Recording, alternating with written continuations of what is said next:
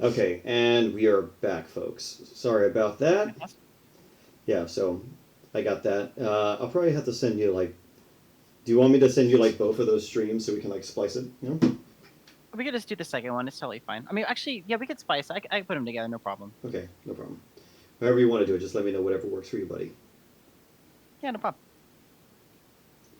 Okay.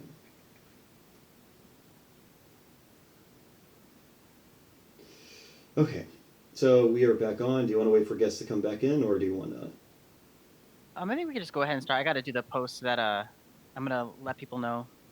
Okay. I got the story share. Cool, cool, cool. Let them know that we're all live. So everybody, we're as RJ and I work on our projects too. We highly recommend that if there is a project that you've been wanting to start, you don't necessarily have to do the same thing that we're doing. The point of this is just to basically create as all of our episodes, to create a sort of a safe space for artists to be able to come together and let themselves be creative, let themselves be genuine to themselves. And you know what, you could just we just really want you to be able to get into that habit of getting into that creative mindset, letting yourself be creative. So if you have a project that you've been meaning to start, or even if you want to do something that's just for practice or just to be able to help you relax, wind down a little bit, start that with us. We're here for you, want to talk to you, and just basically we're just gonna have a good time here. Yeah, it's all low stakes. Welcome back, folks. And sorry about for that error we had. I had run out of disk space on my little drive. I gotta really get some more of these things since we got a lot of recordings. It's really cool. But yeah, so with that being said, if you missed what we were first topic in, we're going to be doing kind of a year-end review of like what we've learned as artists, but what we also can share with you folks. But also, just real quick, let's get into the topic. A little bit of what we're going to be doing because I'm really excited. To kind of get into this, Justin. It's going to be really cool. So we're going to be doing Primal Rage, and we're going to be taking on Vertigo. But I should say that we're kind of doing it a little differently this season since the Primal Rage characters are kind of already super, extreme and developed, and they've been redesigned in so many ways. I kind of follow that.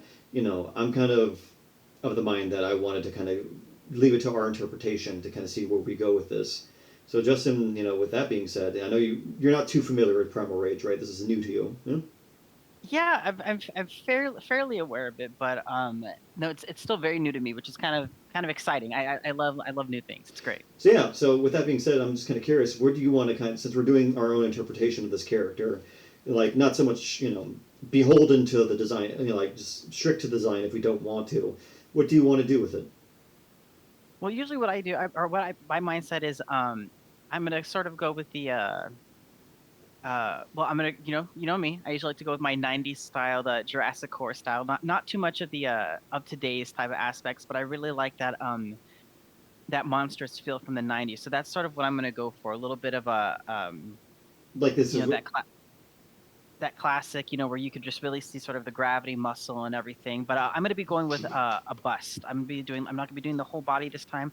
I'm gonna be able to just kind of practice with just kind of the head, the chest area, and the neck, and everything. Kind of keep it simple, but that's kind of what I'm going to go for today. What about you? that's super rad. I think that's gonna be amazing. I think that's gonna be a great direction. Kind of, I think you're going for like if this was gonna be a movie in the '90s, that would have been like an awesome like special effect creature. Cinema, yeah, that cinema aspect. But I'm really curious about what are you going to do, because you're our Spec Evo King here. What's going on in your mind? Exactly. You kind of see where I was going. So I wanted to go something a little different this kind of time. So as you know, last season I went all out, kind of super, exaggerated, which is super rad. Don't get me wrong. I really enjoy that. It's really fun. Really turned up to 11 to 12, hyper carnivore predator, which Vertigo already is. Like, that's already there in that design. For me, it's like it's a snake and like a dinosaur combined. That's like super metal. I love the color palette of this and whatnot.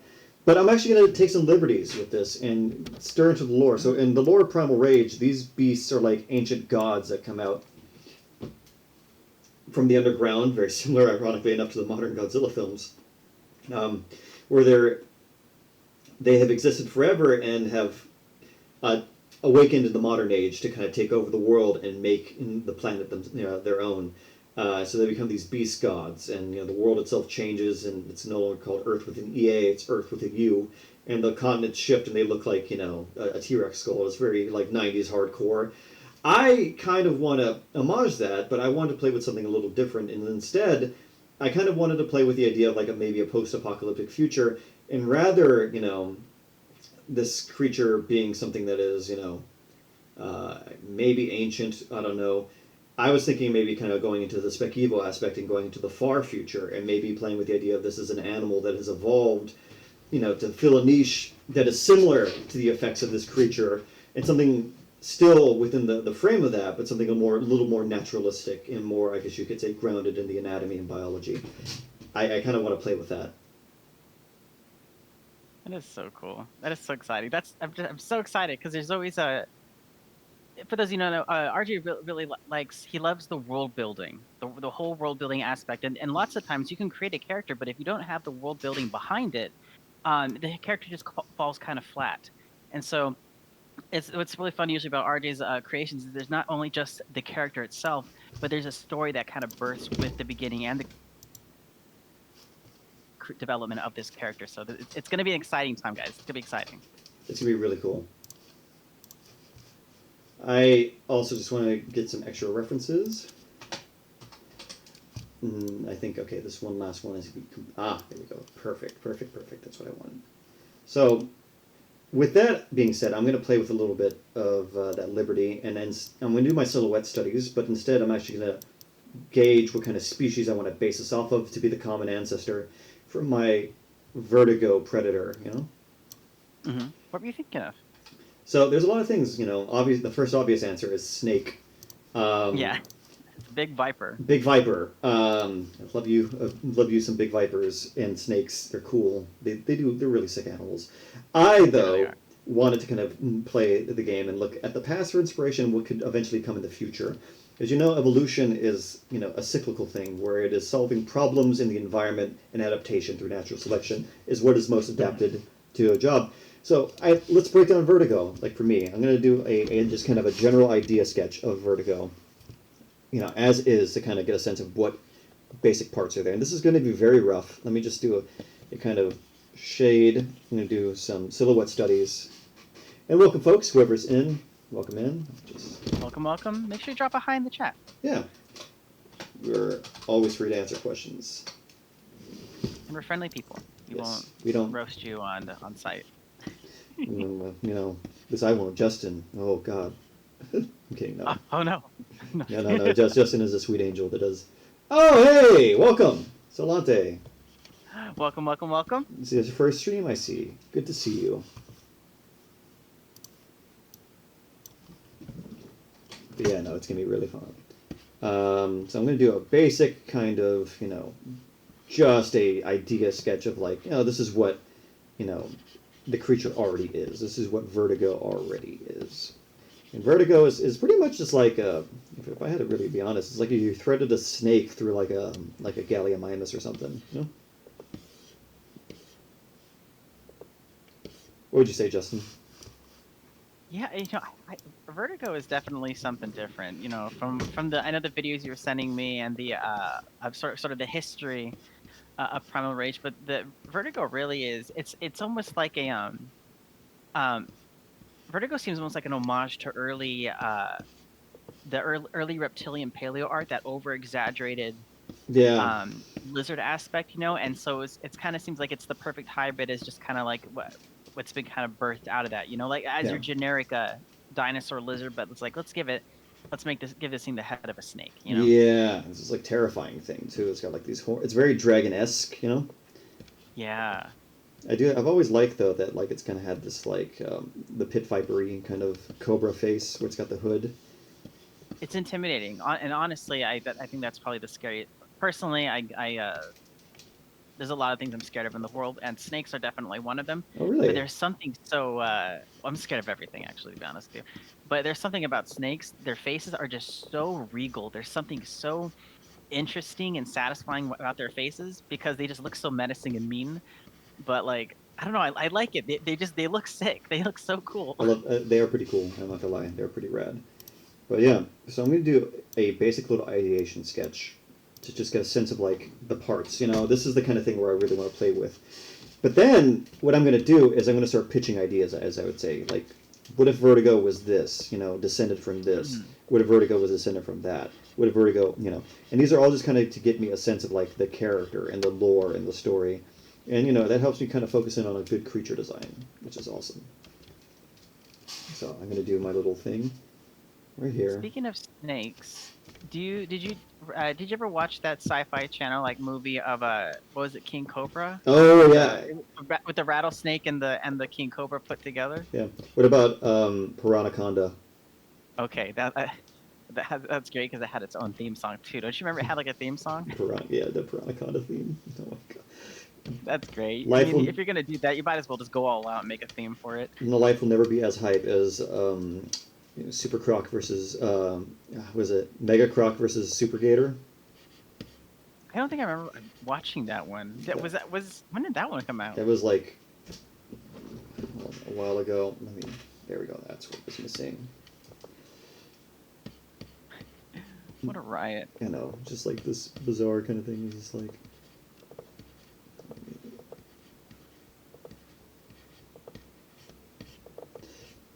I imagine like Vertigo has a lot of craniokinesis. Which is like, what craniokinesis is, right, Justin? No, I don't know. So like, how like snakes can walk their jaws over food? They can lock their jaws over food or walk their jaws? Walk. Oh, like by moving like they're moving because their teeth are like in like mobile rows. Yeah, right? exactly. Well, yeah, exactly. And their skull flexes with that too. So their skull will flex with their face completely. So imagine if like you were eating food and then like the whole like skull, the whole bones of your jaw and your face moved with that. Isn't it like it's like a I don't want to say like a hacksaw. There's like a saw. It's like with a blade. It's like is that what you mean? Kind of like the mobility of it kind of makes it kind of like conveyor belts the food down. Yeah, like pythons will do that. So like they'll walk their jaws over the food to like swallow it since they don't got hands or limbs. Wicked. It's just kind of fascinating. I think it's really interesting. Okay, so I have my little like silhouette study right now. So where this is different compared to last season, there are a lot of things that are still going to be remaining the same. And welcome back, folks, if you are returning. See there are 4 of you in the chat. It's cool, good to have you. And that's looking already pretty sick, Justin. I love what you're doing. So was yours, my guy? I'm so excited. Thank so you. excited. So what I'm doing is just instead I'm going to try and break down, some ideas, for Vertigo, because I really want to play with the idea of like some Spec Evo aspects, and that's the thing. I kind of want to challenge my creature design to kind of get away from what you would expect, and sometimes it's fun. I know that may be a little bit to the left of like what was expected for the character, but for me, I feel like how I kind of want to interpret this series, or at least this new season for this, for the Primal Rage characters, I kind of want to play with that. And partly that's inspired by, things I saw growing up. For example, Rodrigo Vega's Primal Rage, even though it was a little more, I say, traditional in their interpretation, he had like a lot of interesting poses and things for them, which I thought was fun. For example, instead of, Chaos is like this big red, like King Kong creature. Instead, he made it a huge baboon. Mm-hmm. Which is, Oh, that's actually really sick, by the way. Exactly. So it was just kind of like, it played with the material rather than kind of just strictly translating it. It kind of played with something a little different. Yeah, because baboon's much more satisfying than big monkey. Yeah. It's interesting. Speaking of, did you see that new Godzilla trailer? Yes, and I am not feeling it. The same. It's because it's not a Godzilla movie. It's a King Kong movie. You Yeah. know, like. Yeah. I think it's going to be okay for what it is, but at the same time, I'm going to be very honest. I preferred the 2014 first film. I know, blasphemy. Yeah. But that's the reason why, because I liked it because it felt more, I don't know, grounded in a sense. I'm not a stickler for like 100% realism on everything. I just say, when I have kind of a creature feature, I enjoy a little more thought. And there was a lot more kind of thought that was being put into in that film to kind of, if Godzilla was a real creature, how would it move? And I really enjoyed that kind of idea. Yeah. And you know what? For King Kong, if you look at it, the new movie coming out as a King Kong film, it's gonna be good because it's a King Kong film. Yeah. But if we're going back to like exactly like you said, where the real thought that they put into into the original, into the was it it came out in 2014, right? The Yeah, the 2014 2014. Godzilla. There was a lot more creativity. It was very, it had a very it had a 90s feel to it, where there was a lot more thought put into the design, a lot more anatomy, taken into Yeah. consideration. It wasn't just a big CGI looking monster. There was a little bit more that was added into it, and that's what kind of made it really special. Yes. You Yes. know? Yes. Yes. I'd say so. I agree, and there was a lot more work in that. And I felt like cinematically it was a stronger film. I know people complain Yeah. about like not seeing the monster as much as I get that to a degree. I do. I'm not saying I don't.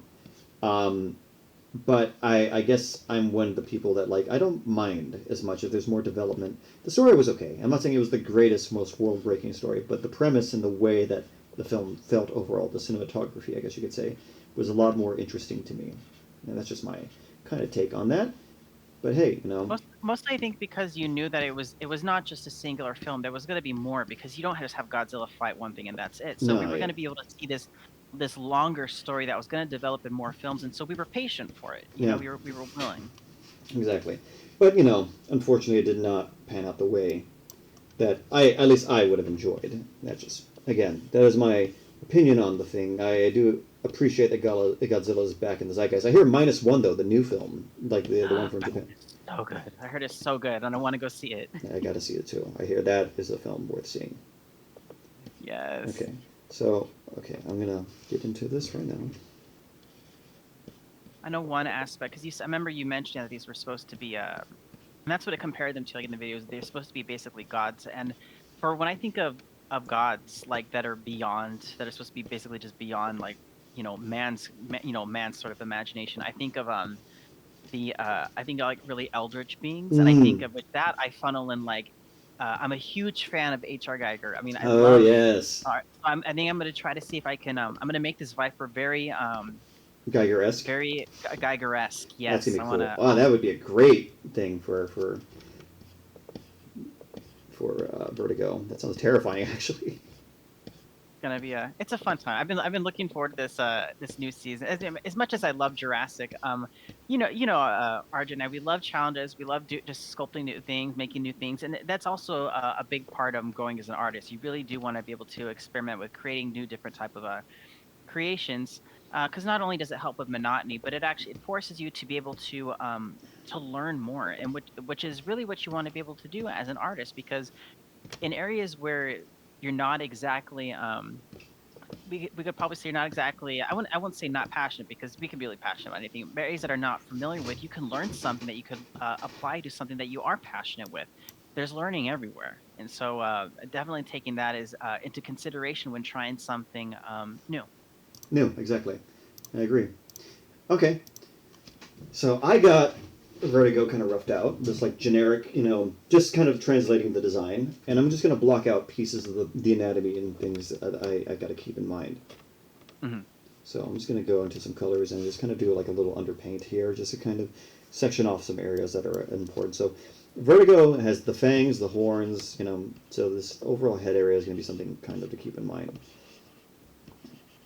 And I'm just kind of getting the shape languages of the character. So the head is very short and kind of stocky and boxy, and the front kind of like got like a snake, like a bulldog, like a viper.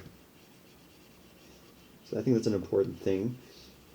Am I really going to be that married to it? Maybe. We shall see. But I think the things that it does are important. The fangs that come out, the tongue, the eyes, these piercing red eyes. So I'm going to do that, and then I'm going to go to the body. Like red, the frill is an important part. Obviously, it's an important design of the character. So I think I definitely want to keep the frill, or like imply a large structure like a frill like that. Hmm. So like we don't want to. I don't want to stray too far. Another part that's important is going to be the kind of limbs. Now, Vertigo has like these kind of T-Rexy like two finger hands, but they're much more prominent. They're way bigger. They're like these kinds of, you know, they're almost like these kind almost look like lobster claws in a way in the original kind of model right there. So those two fingers are going to be important. Okay, we'll go back to the body. Make the body blue.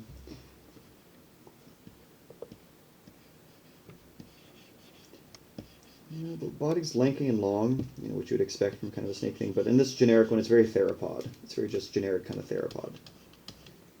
Like almost like a, you know, Struthiomimus or Galliomimus.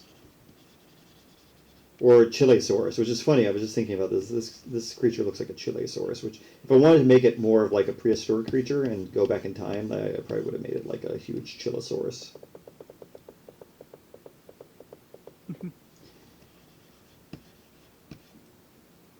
yours looks adorable right now at that stage.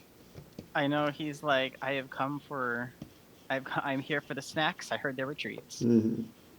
And Vertigo is amazing. She's in her lore. She's like this kind of wizard sorceress that transforms into a snake. Something so regal about that. It's so cool. Yeah, and the Council of Primal Rage 2, you'd actually be able to transform into the human form of the sorceress. Really? Okay. Yeah. Again, this is like a whole fighting game series.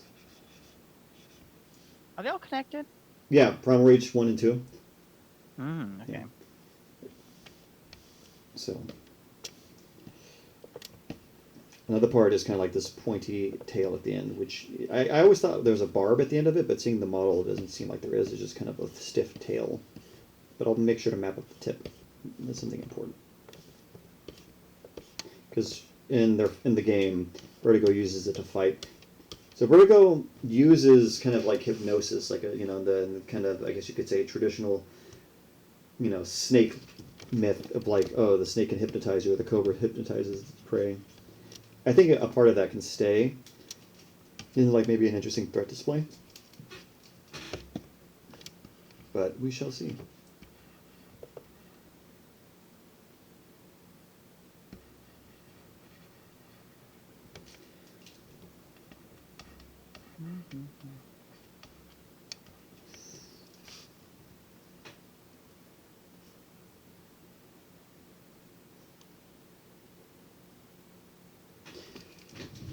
That's looking great, Justin. Thank you, dude. The body structure yours is already like fleshed out. It's fantastic. Okay. So, thank you. So I'm going to get into that right now. So, I got this kind of worked out. I'm going to make a new board, so I can just reference the other one. So I'm going to start making some roughs for the new one. So I'm going to start playing with ideas of form and anatomy. So Vertigo, things to kind of keep in mind. Long, snake-like, snake, dinosaur-like, reptile monster. Yeah. Blue, obviously blue. So I'm going to start silhouetting, and I have my references here. I'm going to start pulling from them. And a lot of these references, I know you can't see them, but some of these are actually prehistoric legged lizards that like have snake bodies but are like have limbs. Some of these are like cobras and straight up legless lizards, and others are monitor lizards and like ferrets. Anything that are kind of long, lanky, and got arms, So I'm going to start playing with body type.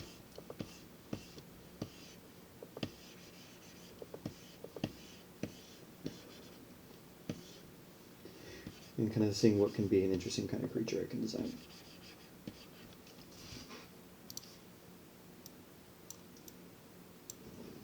Because I imagine Vertigo, like the way that she fights in the game, is very like loose and very springy, and there's a lot of motion. Very very streamlined. Very Yeah, it's very again serpentine snake-like. Serpentine movements. This is kind of like funny, but it is what it is.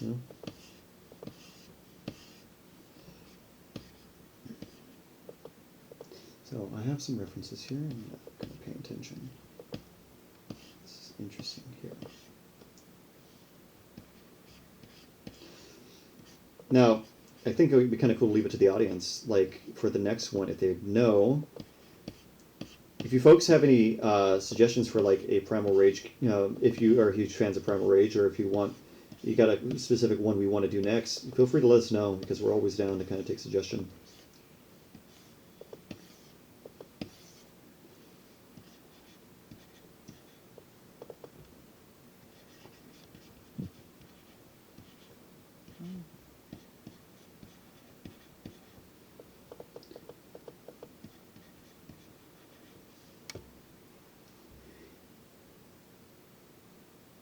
Oh, Solante says, I honestly love to see how you would do Diablo. Justin, I know you'd love Diablo. Is that the is that the Carnotaurus looking T-Rex kind Yeah, of guy? the Carnotaurus or Allosaurus coated one. Well, I love me some Carno. I love me some Carno, so you know me, You know, you want to make a volcanic Carno? dude. Yes, I love that that rocky texture. That would make Yes. him look like he was made out of like basalt. Oh, that sounds amazing. Actually, I'm getting kind of a good vibe with this one.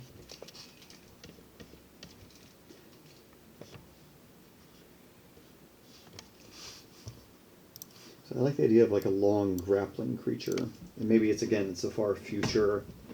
You know, I'm trying to think about the ends of like what animal groups. So this one is kind of I'm leaning more like for this one I'm leaning more like monitor lizard, like this a monitor species that has kind of evolved. Since monitors are close cousins, I think of snakes, so it's not impossible for them to kind of like converge on similar anatomy. And lizards have already like converged on snake body plans. So it's something interesting. And I think maybe this one can have like a I can play with it right here, like a patch of skin underneath.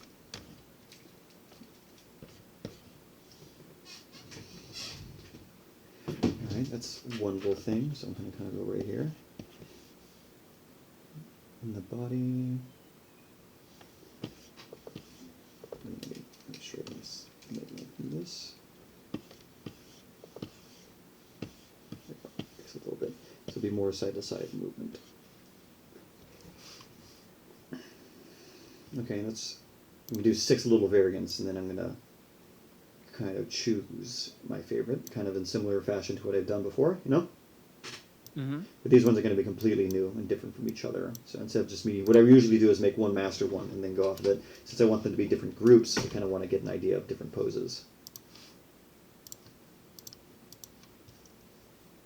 Okay, so I'm going to go more snaky, maybe kind of go into an idea of like just a straight up serpent, like a giant viper or a giant cobra.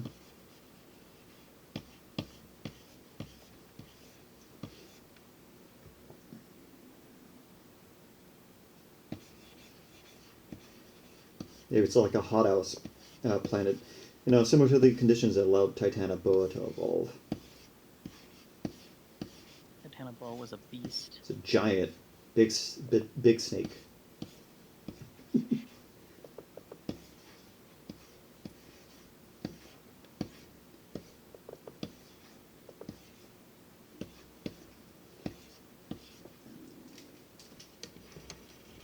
But still keeping it interesting. You know, I don't want to be just super, you know, it's big cobra, but maybe something more like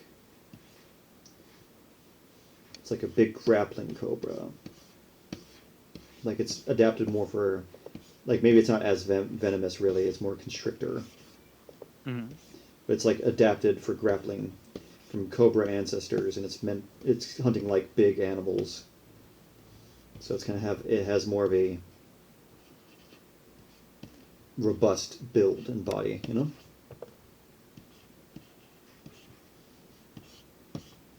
Something in the cobra has a threat display, but maybe it's less for like, you know, warning for prey animals like, hey, I'm venomous, more for like infra-specific combat, where like maybe large females will, you know, fight for territory.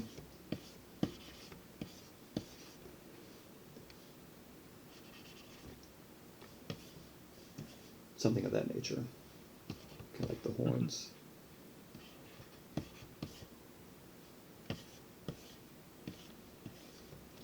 Okay, so I have that. If any of you are working on any projects out there with us, let us know what you're working on. Yeah. Oh, Solante's asking, what would you say your favorite character is in Primal Rage? So, Justin, so far from the designs you've seen, which one do you like the most? So far, you know, Vertigo has a special place. I think there's just something kind of fun about snakes. You know, I think mostly because it's the one that's like it's like it's not I won't say most dinosaur, because Diablo's kind of dinosaur too, but it's the one that's like dinosaur and then also not, and like very sci-fi channel movies. So there's kind of a, I think that's there's something about that that I really like. Oh my god, yours is looking Um, amazing. Thank you. What about you? Mine, I think I've said this before, but mine is Necrosan, the unused boss from Primal Rage 2, the big purple Lord Zed space dragon looking creature. I love that. Lord Zed. Our There's a, king. there's a theme to my favorite like creature designs are like big dragon, like big Saurian dragon-esque creature. Like, you know, for example, I love Godzilla, but if I was going to be very honest, King Ghidorah is my favorite kaiju ever. Ghidorah, yes. It's a big golden Ghidorah is dragon. just- How's it not? Yes. Okay, so I'm gonna do That makes more. me really excited for that season when we get to kaiju's. I know. Ooh, yes, folks. A little sneak peek of like what season 3 will hold.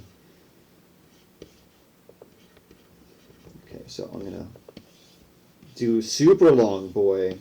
Maybe something that is more arboreal for the trees. You know. Maybe something that is venomous and uses venom, but has like a like it creates you know, instead of hypnosis, it's more like it creates what's the word looking for? Hallucination. Like a bite from this creature really will cause you to hallucinate, and that's how it gets dispatches prey.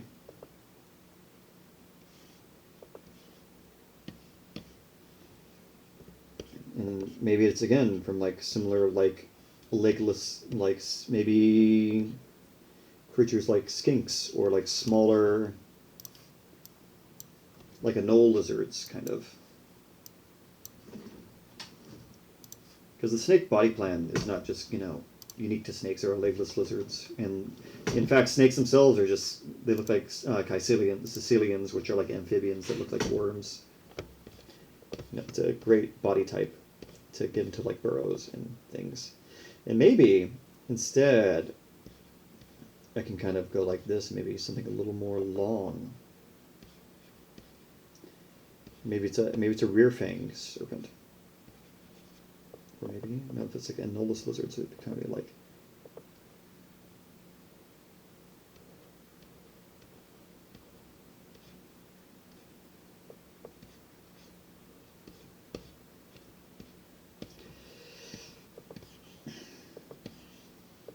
Oh, you know, it'd be kind of cool. What if it glides through the trees, kind of using like enlarged neck ribs? Enlarge what? Like the neck ribs, the ribs of the neck, like the frill. Oh, okay. I sometimes I can't hear. So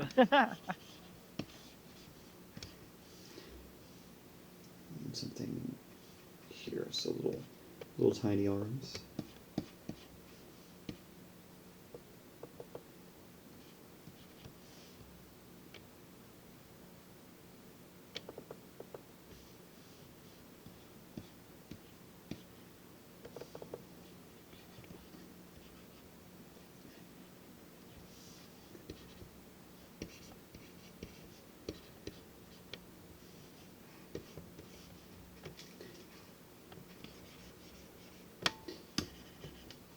So, Lante, what is your favorite character in Primal Rage, if you have one?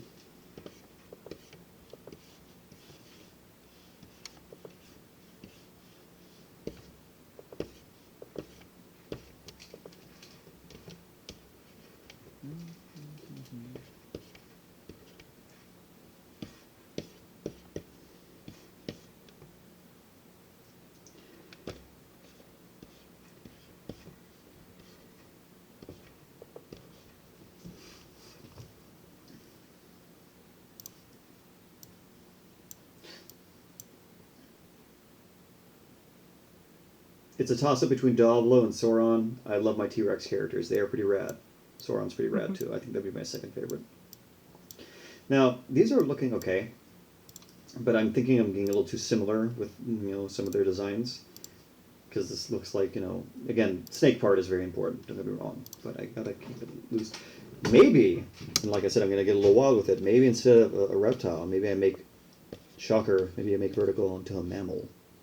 the length of yours really is giving very Manda. Yeah, I was thinking about that right now. Because, who says that a weasel can evolve into something snake-like, Mm.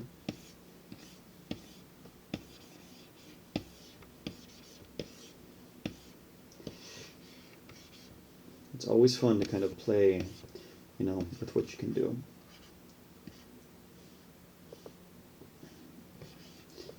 And maybe instead of like a snake frill, it's like a hood of flesh to kind of act like almost like a rattle or like a honey badger might have, Did you say a honey badger? Yeah. Honey badgers have what? I've never seen this before. Not a hood, like they have like loose skin around the neck that kind of protects them. Oh, okay. I didn't know that. I just thought honey badgers were full of fur, and they do that badger song where they're like badger, badger, badger. They kind of do. Oh, with Vertigo had a sauropod body plan. That'd be kind of cool. I can do that one next, actually. Good suggestion.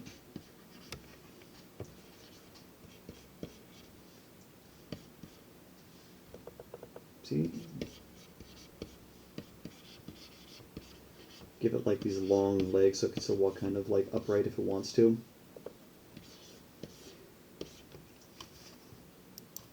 And maybe, I can do this where like the fur ends up at the tail, but the rest of the tail itself is kind of rat-like and scaly.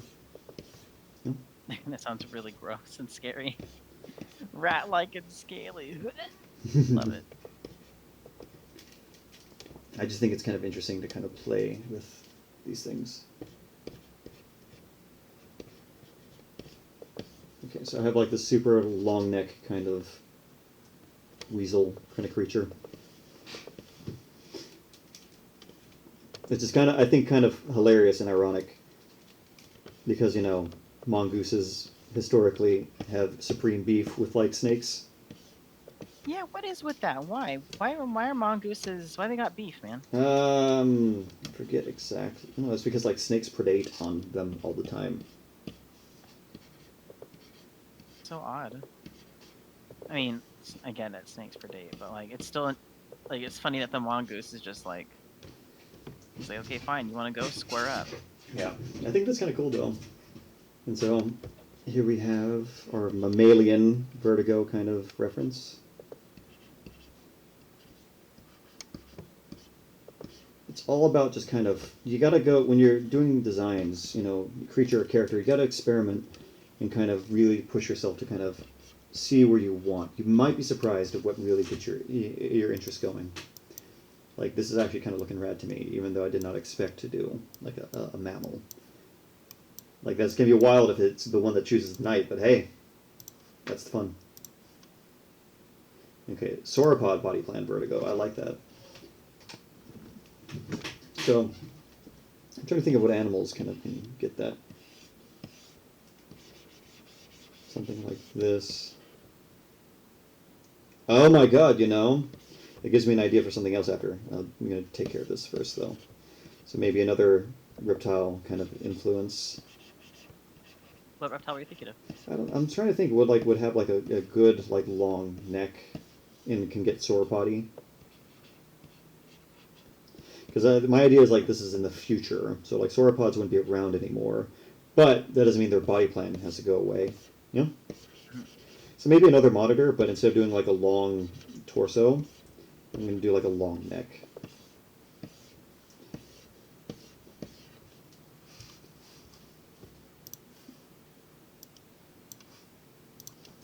And maybe it's like an omnivorous kind of creature.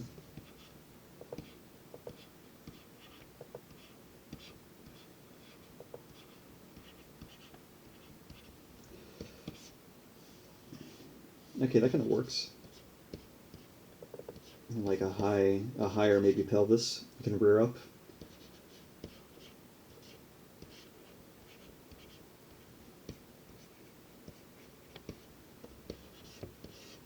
And that's the fun of this. You can kind of try to imagine things in a more interesting way.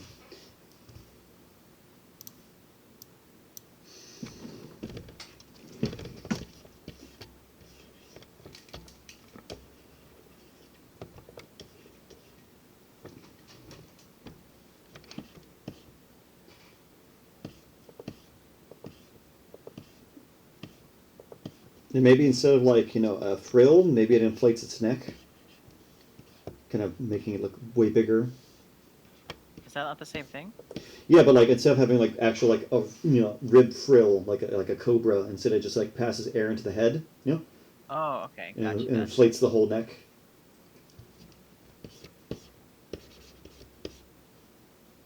It's like when you puff up your cheeks and your face.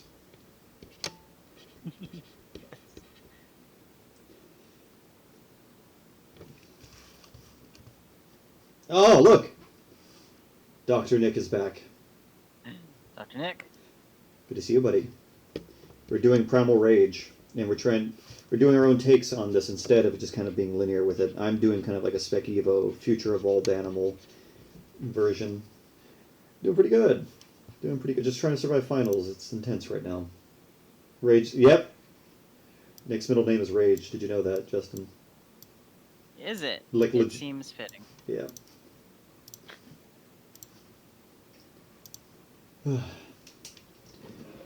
Okay, so Dr. Nick, just it takes a lot to surprise me nowadays. It seems perfect for you. this is true.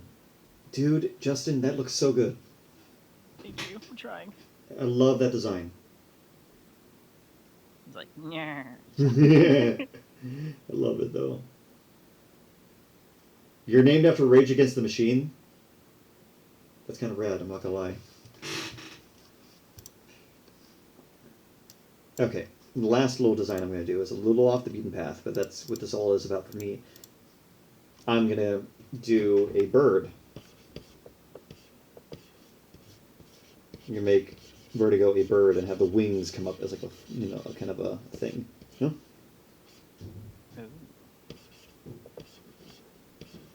So maybe something like what's like a stork. Something that has like a good crown of feathers, maybe. Ooh, that's kind of cool. Hold on, I'm running out of space. Let me turn off everything else. See, I'm getting a little too excited with it, Mm-hmm. You can never be too excited. We're having a fun time. This is true. So maybe here's what it could do.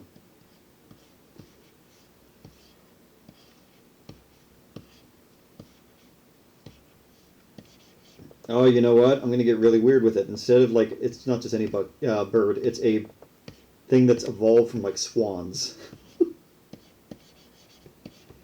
Again, this is the future. One of these days, you're gonna draw along with us? Yeah, feel free, man.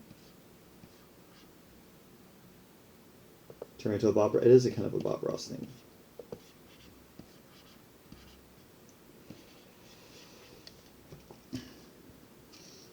Because like the idea.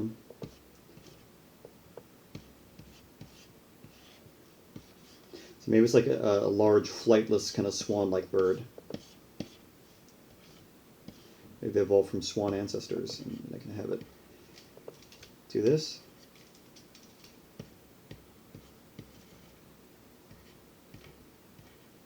Maybe a crest right here, and maybe I can have it like this.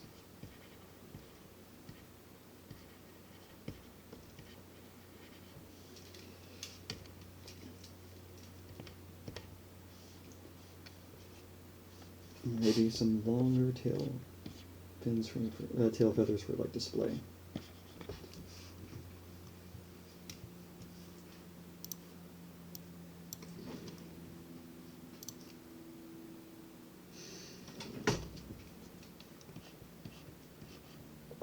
Actually, Dr. Nick, if you're gonna come draw with us someday, we might as well just have like a pizza night, and then you guys could actually just hang out and draw. Do it. 3D program looks so cool. It's also super difficult to understand. You know what, sir? When I first started, you've probably heard me tell the story that I gave up like 5 minutes after trying. I didn't open it up for like a week. That was in like May of God knows what year. It's like 2021, I think, or something like that, or I don't know the years anymore. But yeah, I opened it up and I was like, I am over this. I cannot do this. And then I was like, no, I really want to do it. I just ordered like three Little Caesars pizzas, and I just meal prepped them and ate pizza for a week and learned ZBrush through YouTube. And a champion was born. Trying. Okay. And the future changed. You're returning the time. Okay, cool. So,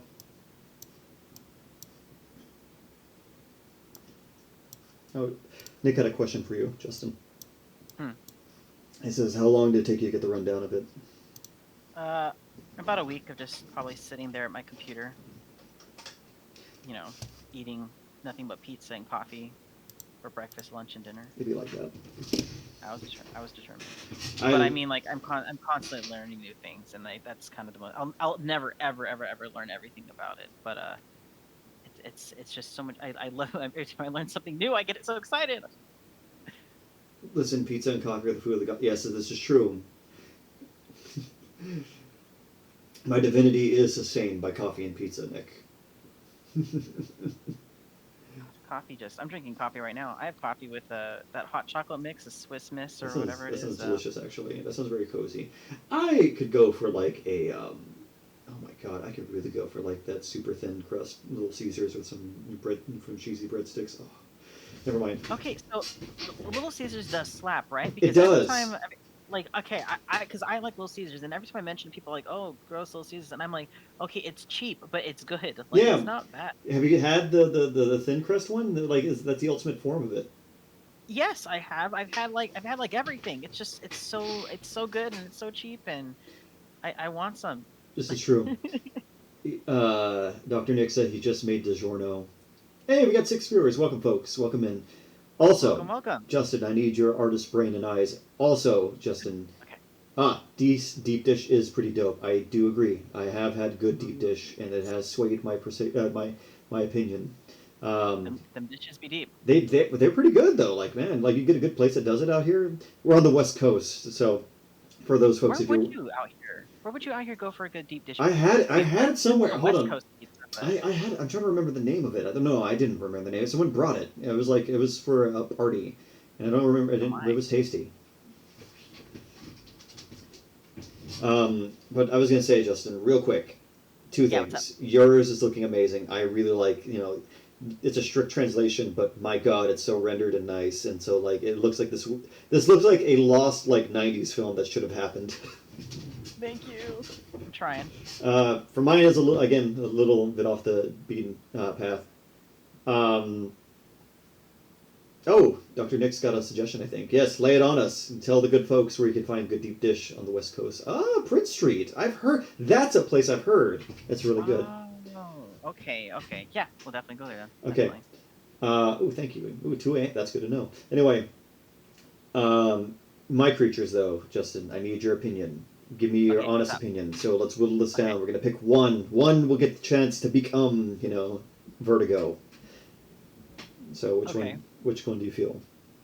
Okay. I'm really loving the long snake body ones. Like I love the one on the left, the top left one, but I'm digging the one on the top right. These two.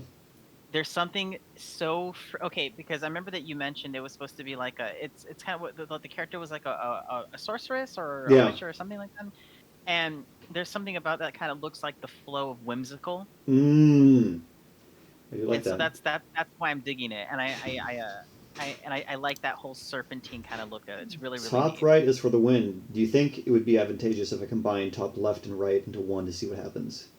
Oh, go for it. Are you kidding me?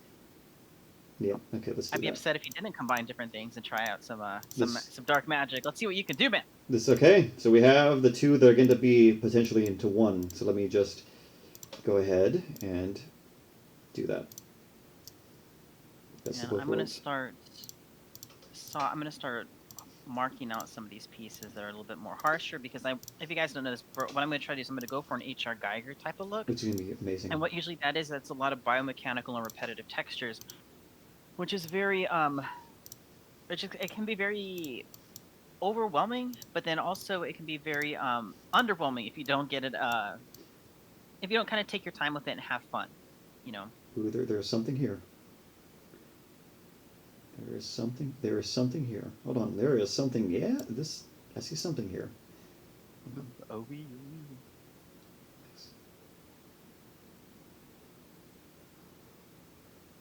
you know what? Here. You know what? Yeah, hold on.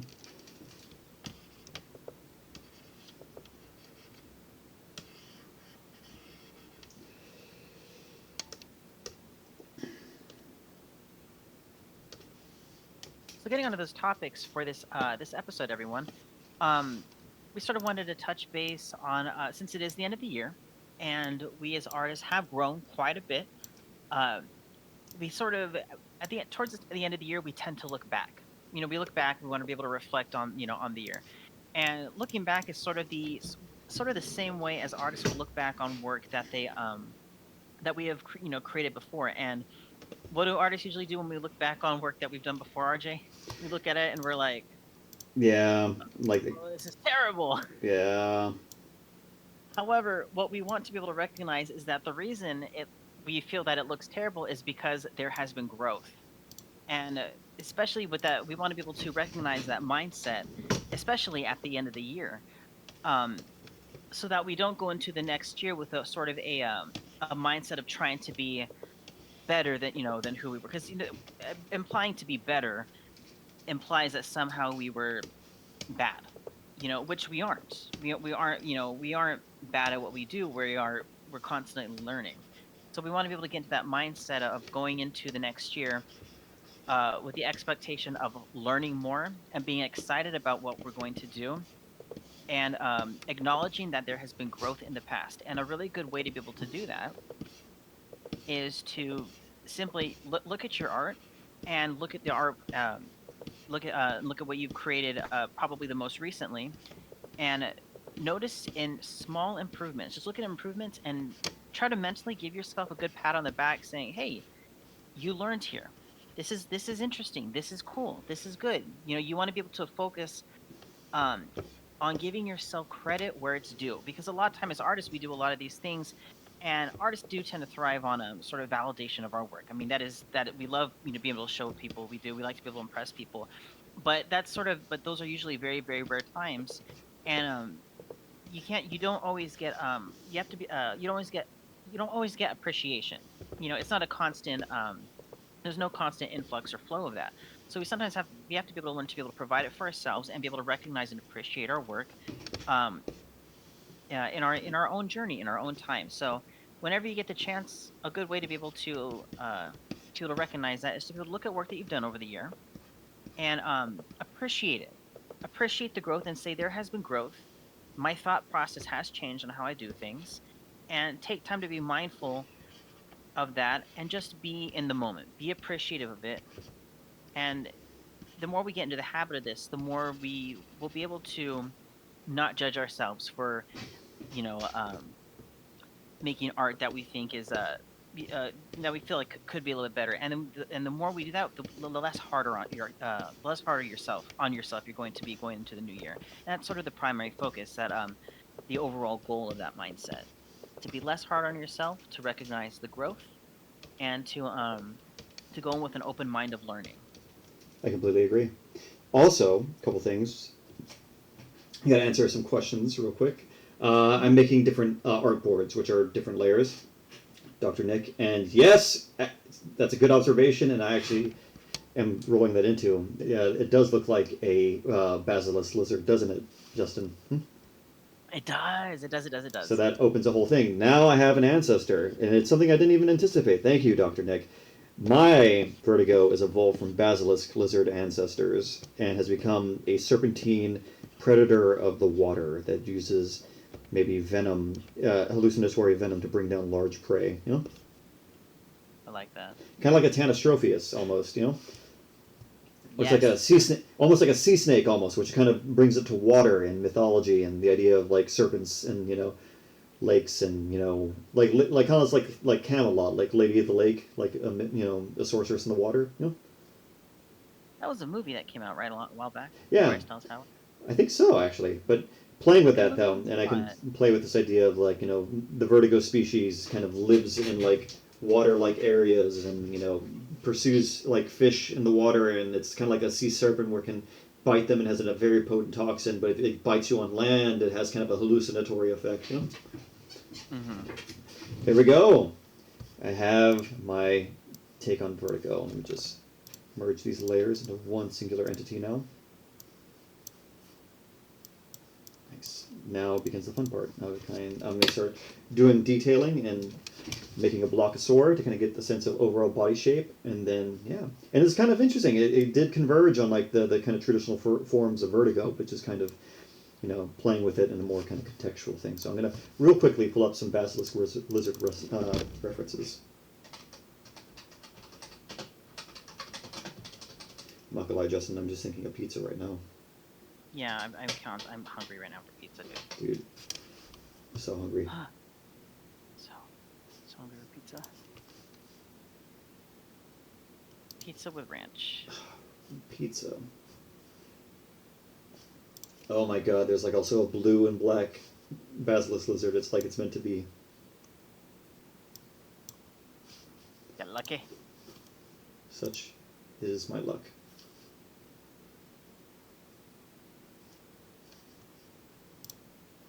Okay, that's cool. Let me see. I need some more. There we go.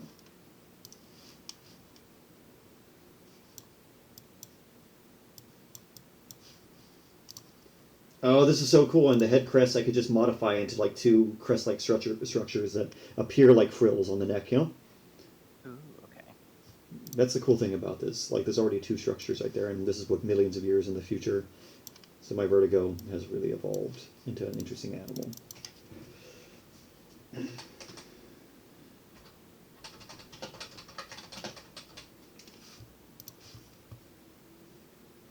And the skull looks terrifying.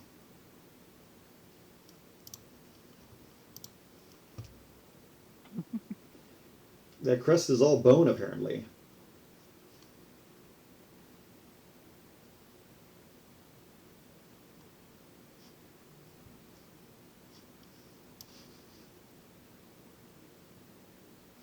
You can get some pizza and some lemon pepper wings would be amazing right now.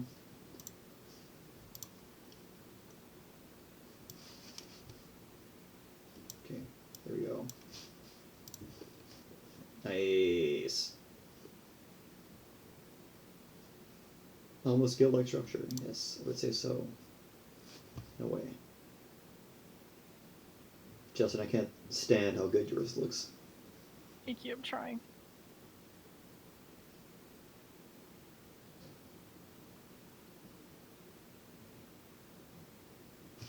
In the comments, folks, I'm curious to see what are your favorite pizza toppings. There's no judgment here. There's only shared love and respect for pizza.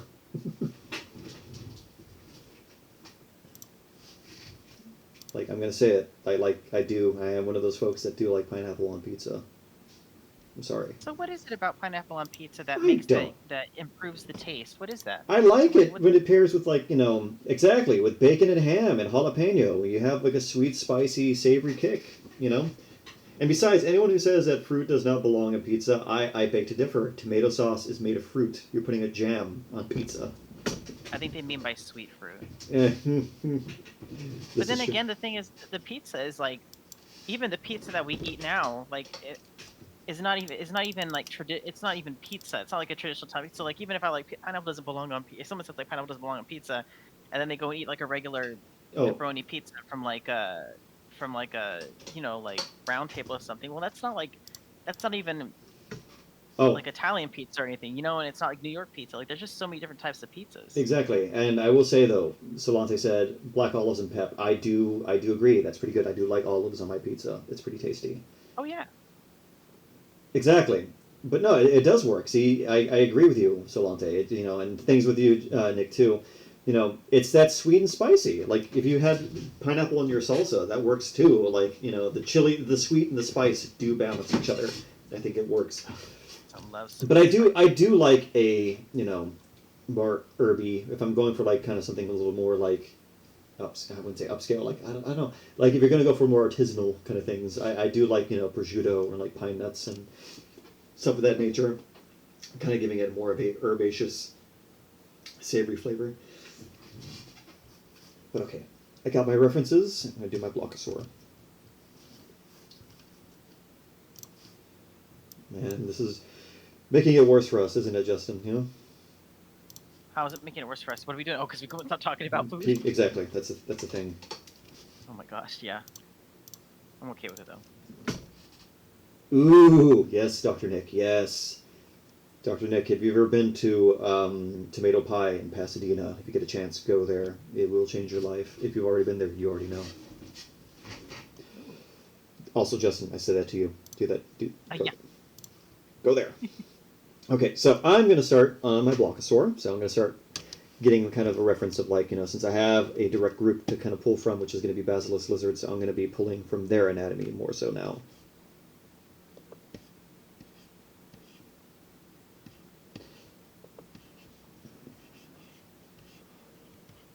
And this is just kind of, a rough kind of outline of like the creature itself. I'm trying to get a sense of like the animal.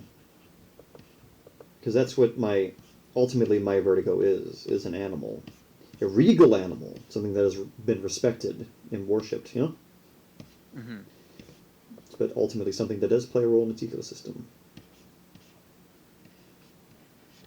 So, a Blockosaur is going to be very interesting. I'm just going to be kind of playing out what is the underlying anatomy in a general sense. Now, this is going to be very rough because, we don't have all the time to go into like a proper, straight up, like, intensive anatomy study, which I would usually do for these things. But it's not saying I won't have that there. This is just kind of generalizing the basic forms of the creature itself. So, I'm going to be doing this. It has yellow eyes, right? I'm gonna get started on those eyes. Yeah, it's got like kind of yes, jaw muscles. Thank you. This is paying attention to the anatomy of the skull. That basilisk lizards actually do have. This would be here. This would go. This bone would be right here. That means this would go in here. This cavity would be open, and then cool. And then I can have the crest coming off of that.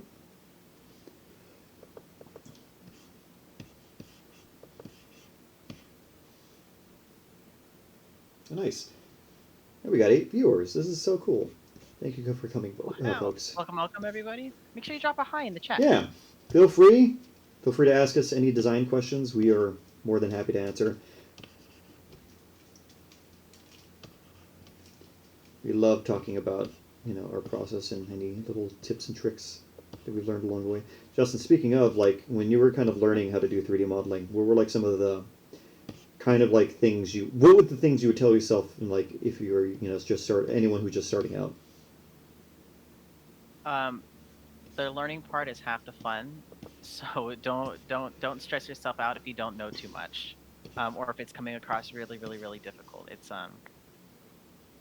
it's gonna be difficult. It will be, but the more you do it, the more you're gonna learn about doing things that you didn't even think you were gonna be able to do, and that's part of the excitement. So definitely embrace the learning portion of it.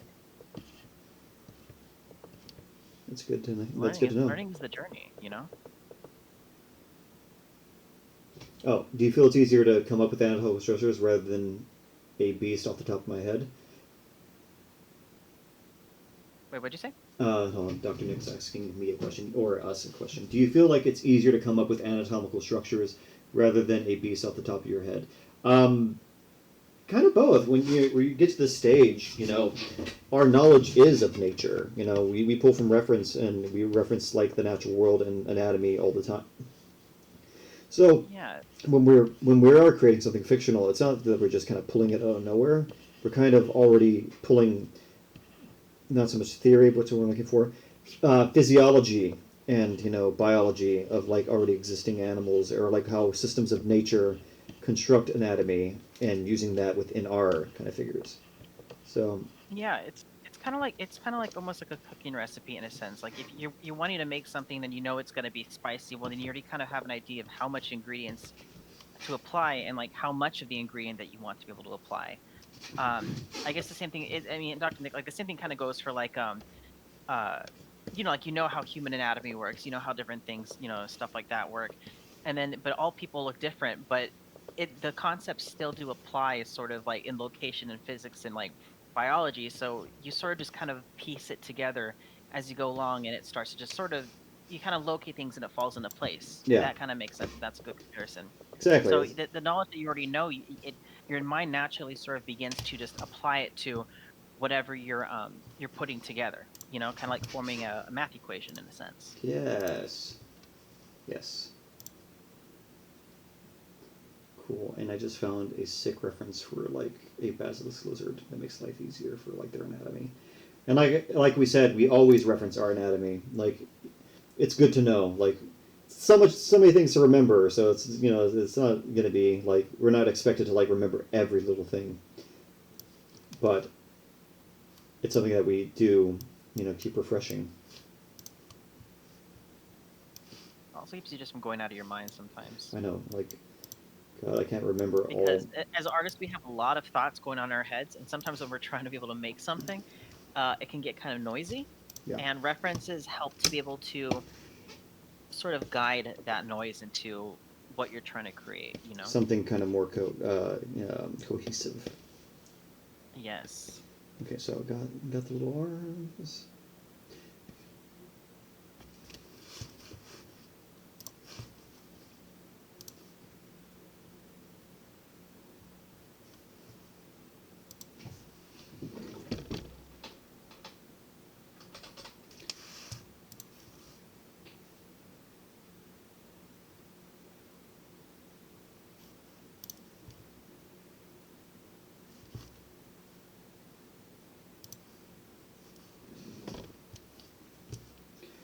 Dude, Justin, I gotta tell you something funny. Tell me. Do you ever get like a song from a meme stuck in your head? Not like saying the song is a meme song, but like it's been used in memes. Uh, like what?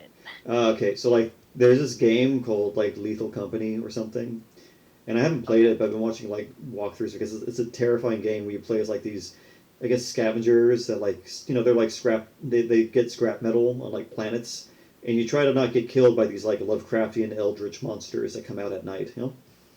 Love that for them. And it's really terrifying though because like you actually talk through the mic, so there's reverb, so it sounds kind of localized. It's like local chat.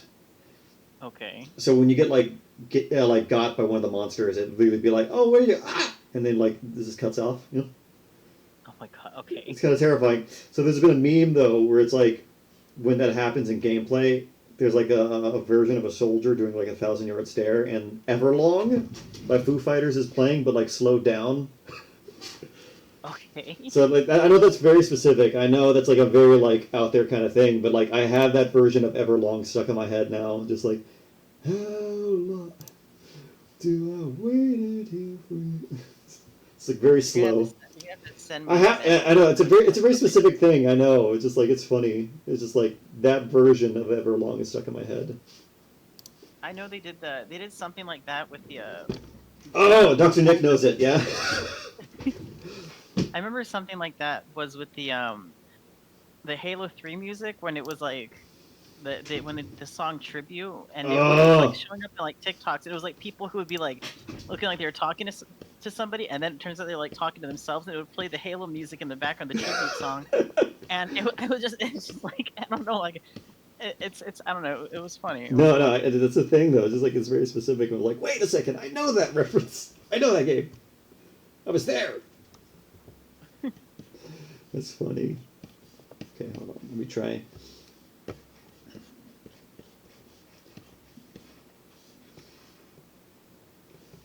Okay, but I will definitely, Justin, I will send you that because it is quite hilarious. It's also a funny looking game. Like it's terrifying, but I think you appreciate it. Okay, so like I said, a lot of this is going to be kind of a line of action,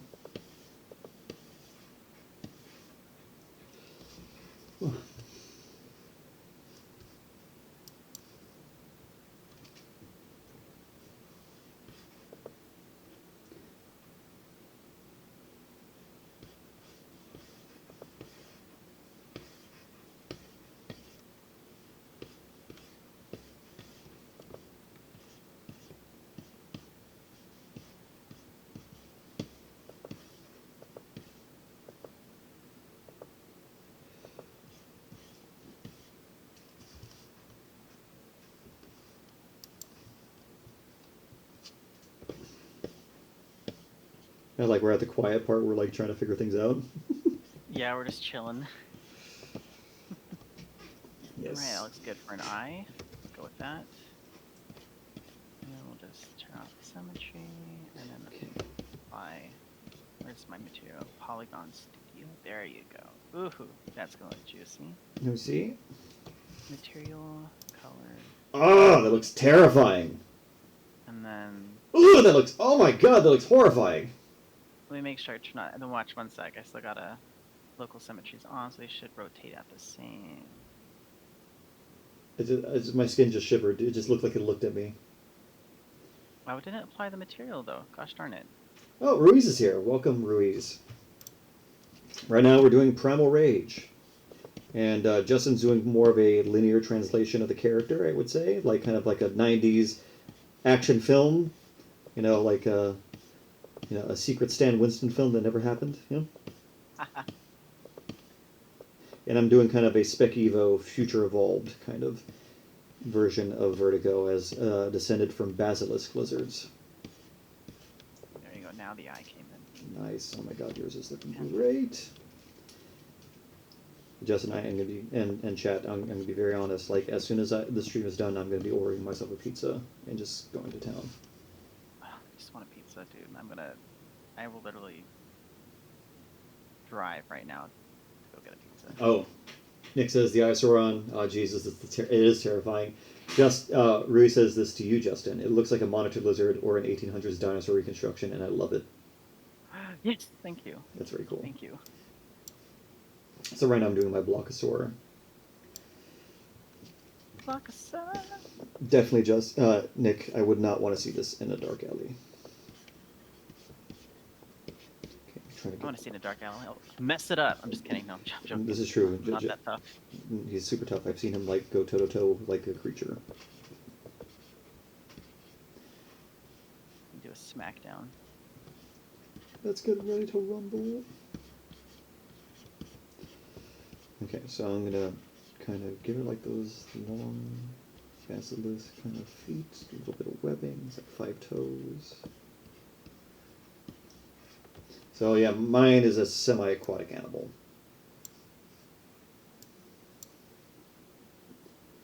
Ah, an evolved Coelophysis, that's interesting. I was thinking more like Tanistropheus vibes, but I can totally see that too with a long, kind of sinuous neck.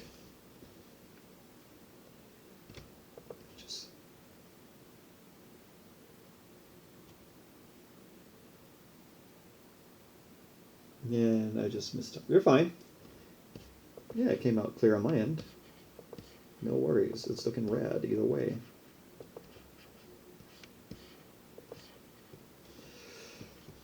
Okay, so I'm going to do the neck frills, which are going to be interesting. So this will be coming off probably the spine itself, so this will be like spinal processes.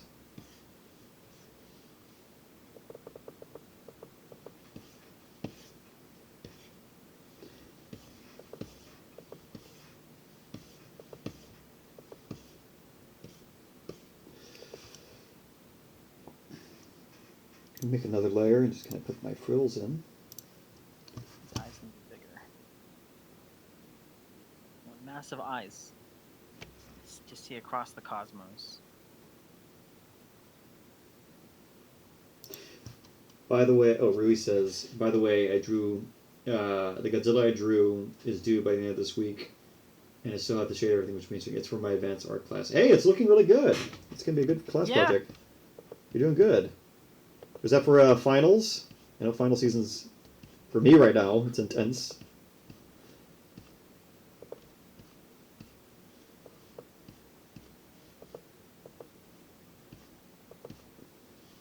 Yeah. Just remember to take care of yourself, drink plenty of water, and make sure to eat. Victory will not be achieved if you're starving and dying.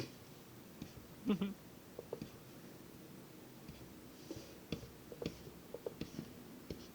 cool.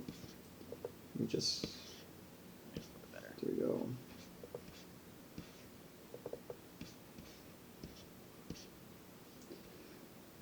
Our good friend Dr. Nick, who is a legit medical professional, will tell you: drink water, folks. Don't dehydrate. Exactly. Victory is won on a full stomach. Yes. Listen to Dr. Nick. He knows the ways of trying to not die. He knows the way. Yeah. Ancient meme, resurrected for today.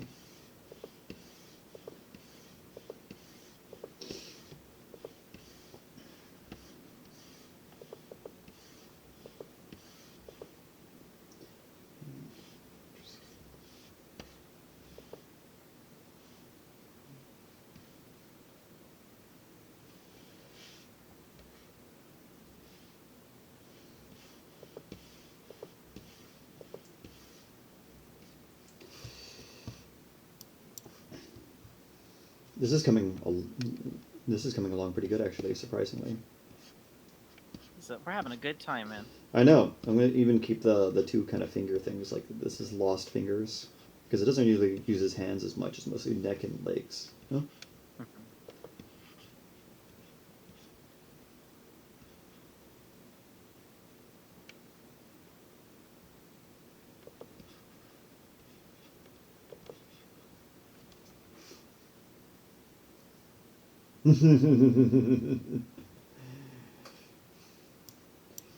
the I remember that meme, the Knuckles meme.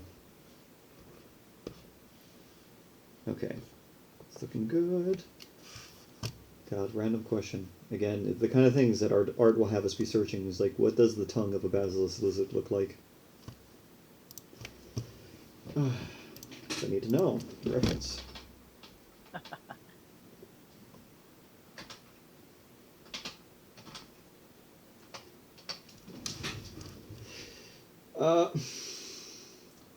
Come on, just okay. That's close enough.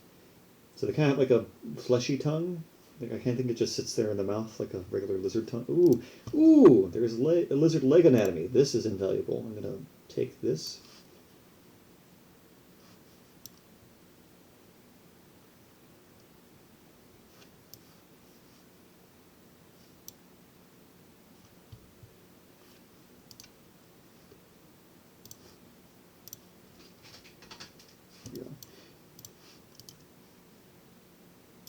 The cool thing is like when I do more creature designs and like I'm like weak in an area, which is I don't have enough practice, this is always good. You know, I'm looking at like the anatomy of like these squamates and whatnot. They kind of like push their tongue out in a way, so I'm thinking I could do this, something like this, something that's kind of snake-ish, but doesn't have to be. Because the thing is, you want to keep it interesting and keep it unique to the group. So now that I have the heading that this is a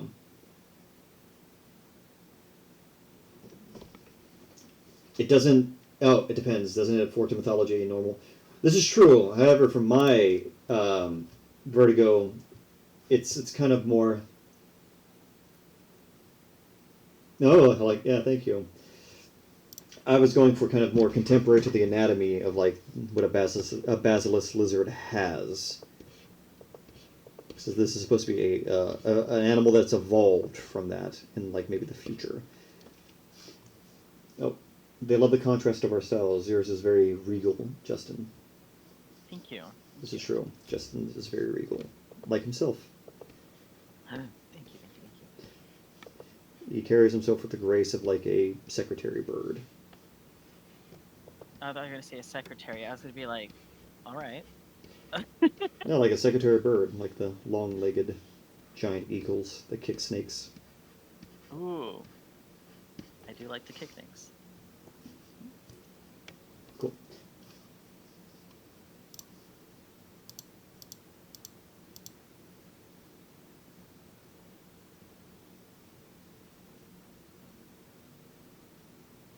Yes, they are. They're really rad. I do enjoy them.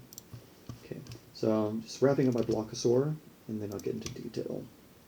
Just a little bit. So I'm just trying to figure out leg anatomy. Oh, I know what I'm gonna do. That's on me. Just grabs. Yeah, okay, so something like that. Yes.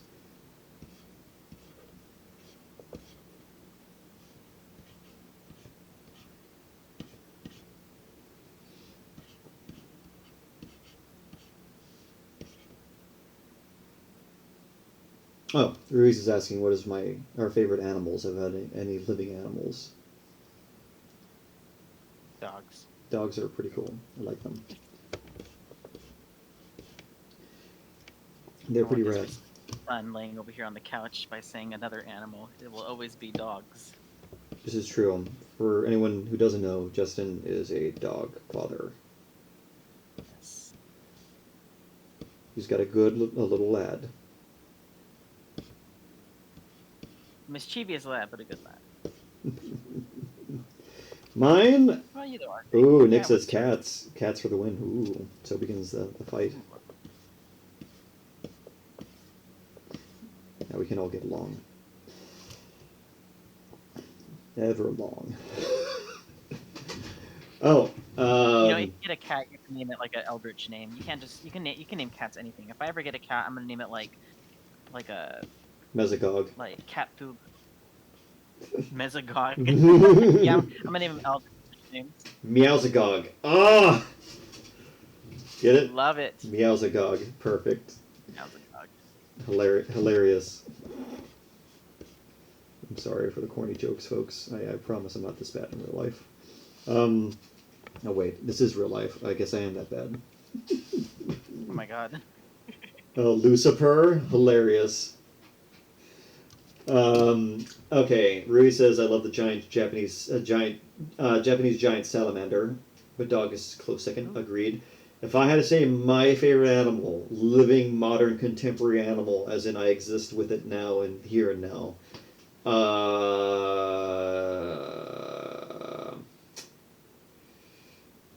pygmy mouse lemur. Are those the little springy boys? Yes, they're cute. They're adorable. They live in Madagascar. They're tiny. They're lemurs. I love them. Again, which is hilarious because you think it'd be like some sort of like the rest of my list is like what you would expect. Well, not really what you would expect, but like number one, pygmy mouse lemur. Number two would be like probably like Indian example. Mort. Yes, Mort. Mort is my favorite. Pygmy mouse lemur is number one. It would be like Asian elephant would be like second. Harpy eagle third. Mexican King Julian. Mexican mole lizard. My head now. Mexican mole lizard would be fourth, and then fifth would be like would be like a Siberian tiger or something.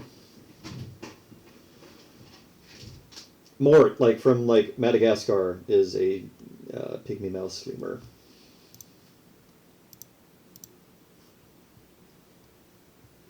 My favorite animal of all time.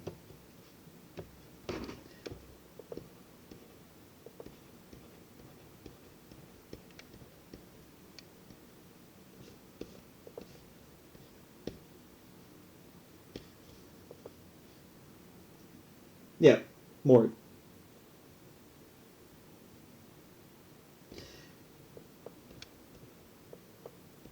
Okay, back to my references. Yeah, we're making good time. Yeah, we're doing pretty good. Yes, we are.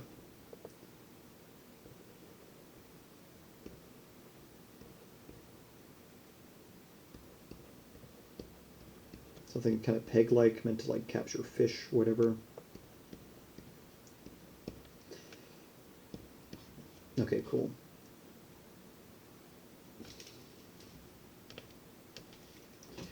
Okay, got my little reference in. Now comes the interesting part. Now I gotta kind of flesh this creature out and make it kind of into like a full-on thing. First, a good warp.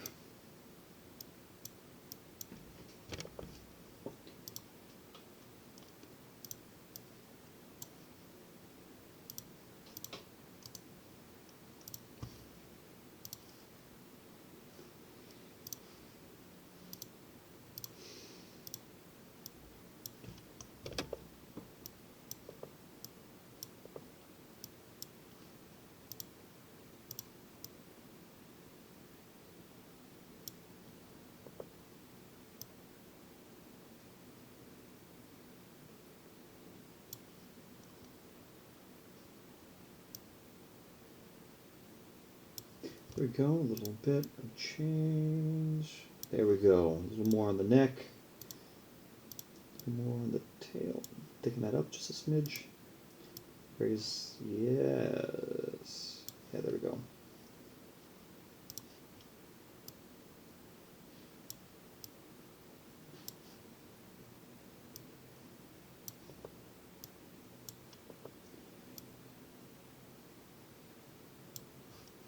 There we go. Ooh, hold on. Has anyone seen -1 yet? I have not just yet, but I intend to. But I hear it's really great. Me and Justin were just talking about it earlier, right? Yes, I really. Where is it showing? They don't. Do they show these like in regular like I don't know where this theaters? is. Or have to go someplace special? I think maybe. I don't know. We'll have to find out. Yeah, because I do actually really want to see that movie. Oh, it's at AMC apparently. Oh, fantastic! I'll just go to the one at Universal. There we go. Okay, cool. Okay, my Blockosaur is done. Now to put some skin on this creature. Yeah, that's what we want to see. Apparently, oh man, that's a great claim. Apparently, it's better than all. Oh, Digizet's here. I didn't I know feel if like that's not that. I feel like that's a. I think that's. I mean, that's not that big of a thing. I feel like there's no doubt going to be better than all of Monsterverse. This is true. This is true. Okay, got this. Now to put skin on this version of Vertigo, which is now just a giant behemoth basilisk lizard that's evolved. It's kind of like a Tanistropheus to hunt fish using intense, very poisonous venom.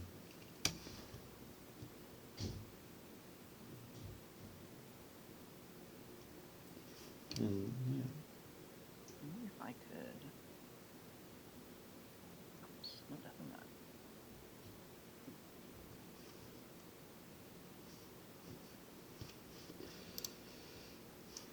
Okay.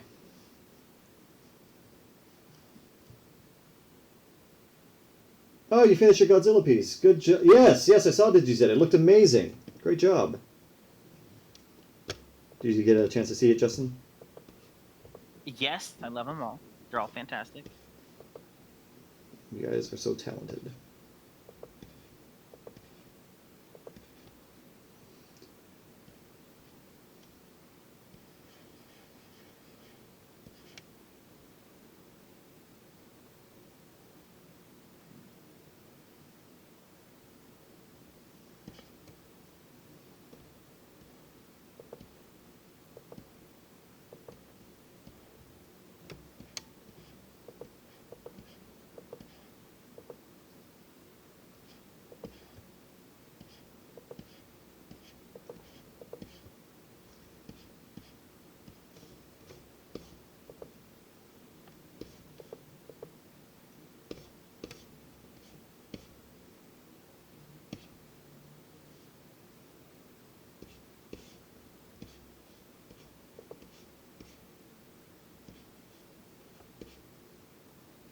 Mm-hmm. Justin. Yeah. I think I've asked you this before, but what is your favorite Godzilla? It was Godzilla 2000. Ooh, Millennium Godzilla. good choice. That was my second The favorite. spikes. That's my second favorite. Yes. Your first was the unused one. Yes, mine is the Stan Winston G94 unused one. Remember that.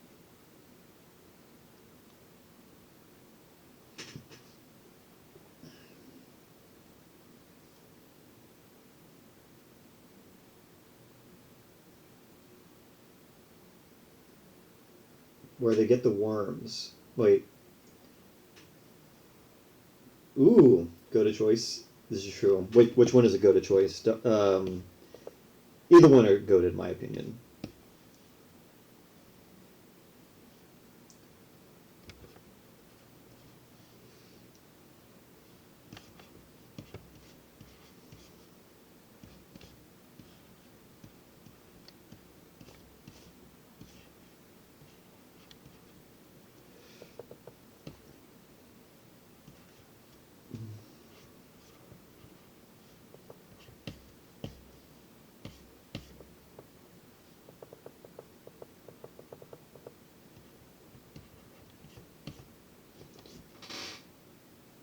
Shin has been dethroned by -1 now. That's it. That's cool.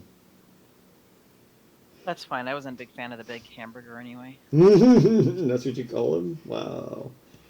He's a big, yeah. He just I saw one where wasn't someone feeling that. made him as Cookie Monster.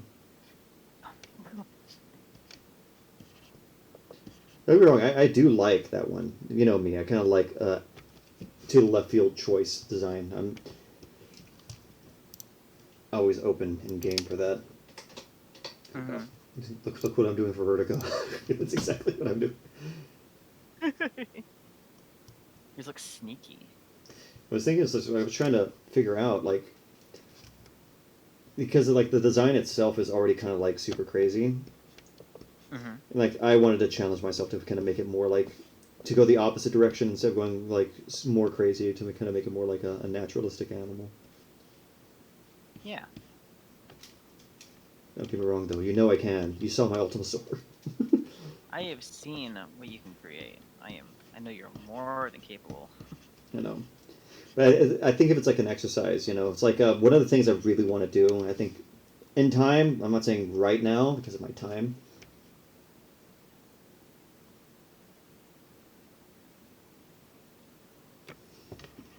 Basilisk lizards. Oh my god.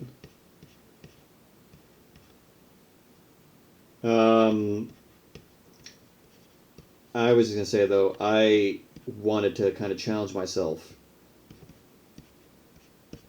With because, what? like, huh? So with what?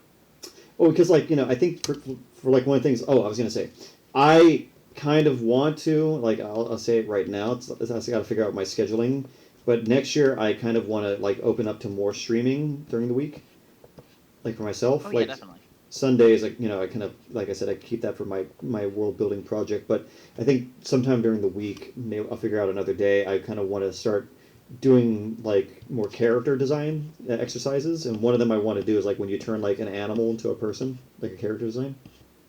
Because the streams really do help you get into that mindset. It's like it's you creating your own work schedule. You know. Exactly, and I think that's kind of what's helping me. It's just like, oh, this is actually looking kind of good. I'm not gonna lie. Hold on. Sorry, 1 second, folks. I'm kind of getting into it. Just let me jam out for a second. I'm kind of vibing. Usually when he gets really into it, folks, he adds it to his character lists for his I might. You never know. I might. I do have a future timeline. It happens. It happens. It's really interesting. Stay tuned. Oh, Dr. Nick says. Oh wait. Oh, did you said I feel like Godzilla -1 is to Godzilla is how Godzilla 54 like how King Kong 2005 is to King Kong 33. Wow, actually that is making me really excited to see that now. I love the 2005 King Kong. Also, real quick, Dr. Nick said, "Never ceases to amaze me how you create your creatures, RJ. You start from blocks. Sorry. And circles, and it turns into a masterpiece." Yes, it does. Dr. Nick's, I always love watching you work, whether it's in a museum or thermal paper back on the maps. Exactly. Real ones will know. Real ones will know. Rui says, in total, from the first 4 films, I have 10 figures left to collect. That's a good collection. And did you say let him cook? Yes, I am cooking right now. I am in the lab right now making my Spec Evo Future Evolved Squamate version of Vertigo, which, again, I did not expect to do, but hey, I'm happy I'm here.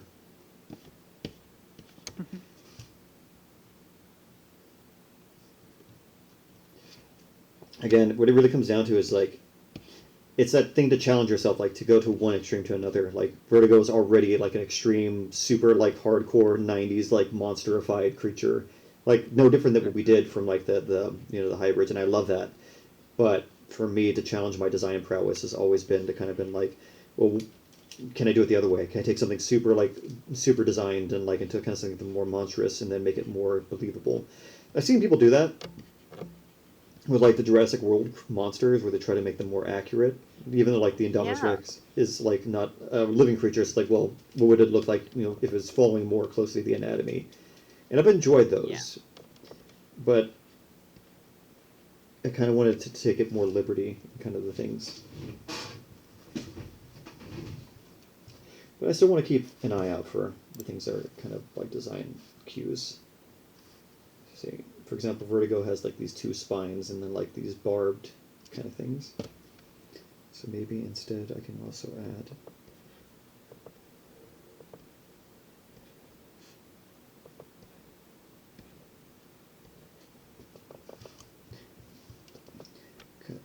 these little frills of like spines coming off the eyes, little brow horns.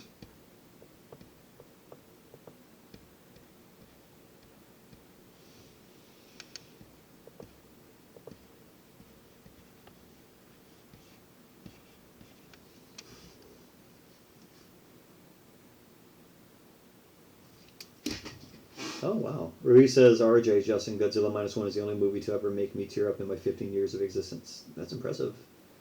I think you just got a core memory, Ruiz. You'll remember this when you're our age. This is very true. What was your core memory creature film? Oh, I think it's, no, tell us, enlighten us, Justin. What was the one film that got you? Well, obviously it was Jurassic Park. Of course. Yeah, I know. That was kind of a... Well, no duh answer, but... Okay, let me ask you this. Without saying Jurassic Park, what's another one? Let me think. Give me a quick sec, because that's... Yeah, because because I know Jurassic Park was a big inspiration, but there are other horror films, creature films, that were really fun. Gosh,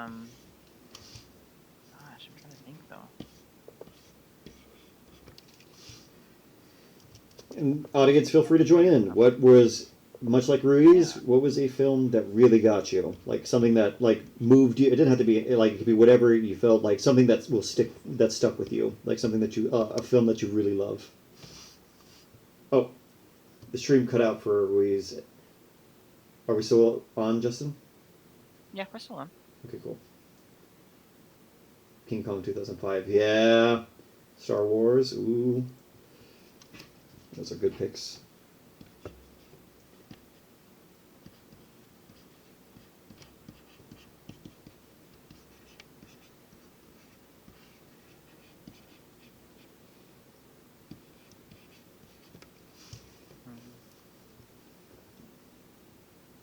Yep. Episode 6, wow. That's for Dr. Nick.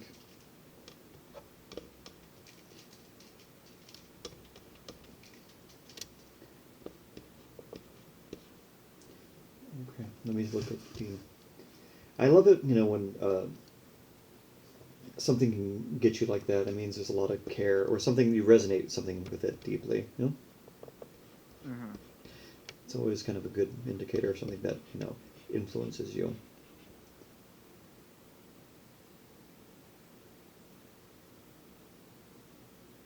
Yeah.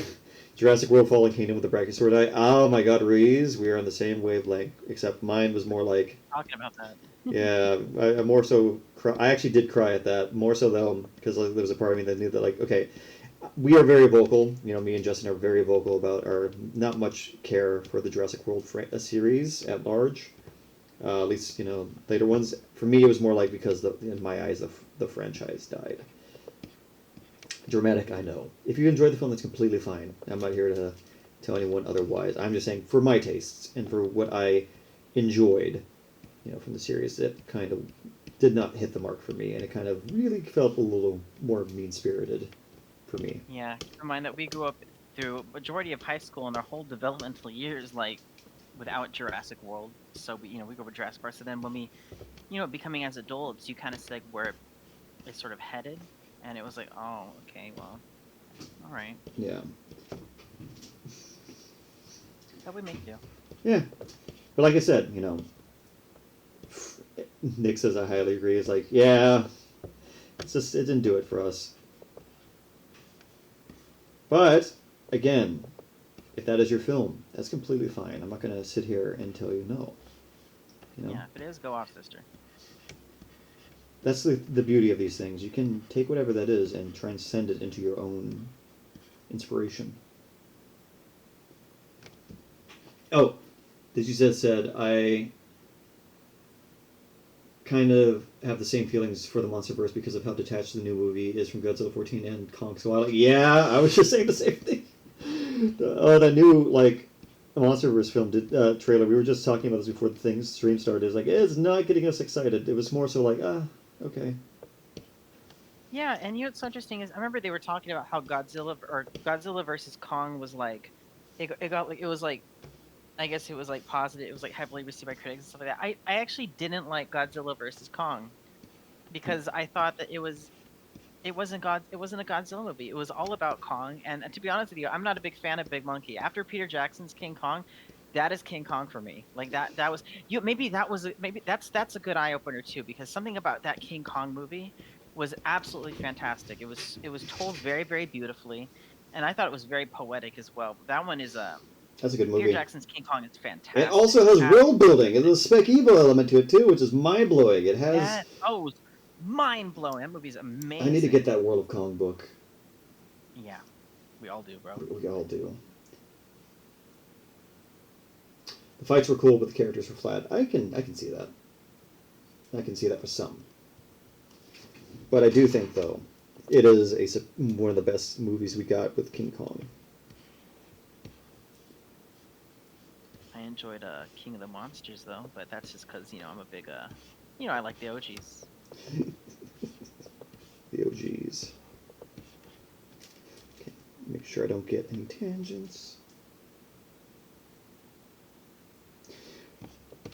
What's a creature franchise? It could be a game, a movie, whatever you want that you desperately miss and want to come back. I'm just using this as a way to say exactly what I want to see return, which is I desperately, Capcom, please, for the love of God, just please.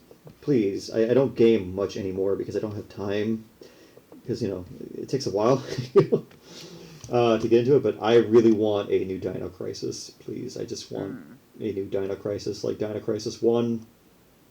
Just please. Star Fox, yes, I agree with that too. But I just really want that, please. Just give it the faith one time. Just the one time. It's like asking for Valve to come out with a third game. Oh my god, that's insane. What blasphemy is this? Okay.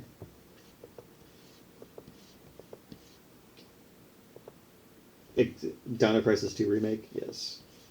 Give us both. Like, do the whole thing, please. I'm greedy. I want both of them. I want both of them remade. I love that game. Turok. Oh my god, I would love a Turok comeback remake. That'd be so cool.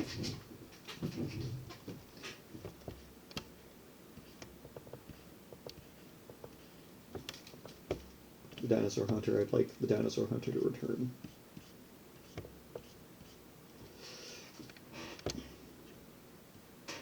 So it would be on the neck, actually, so it'd be like, yeah, so actually it would be like this.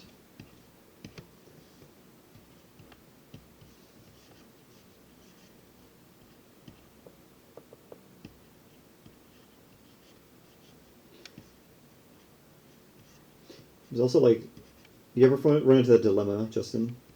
Kind of an art tip thing? What is too much detail in your opinion? Oh, too much detail? That would be like the dinosaurs from Jurassic World.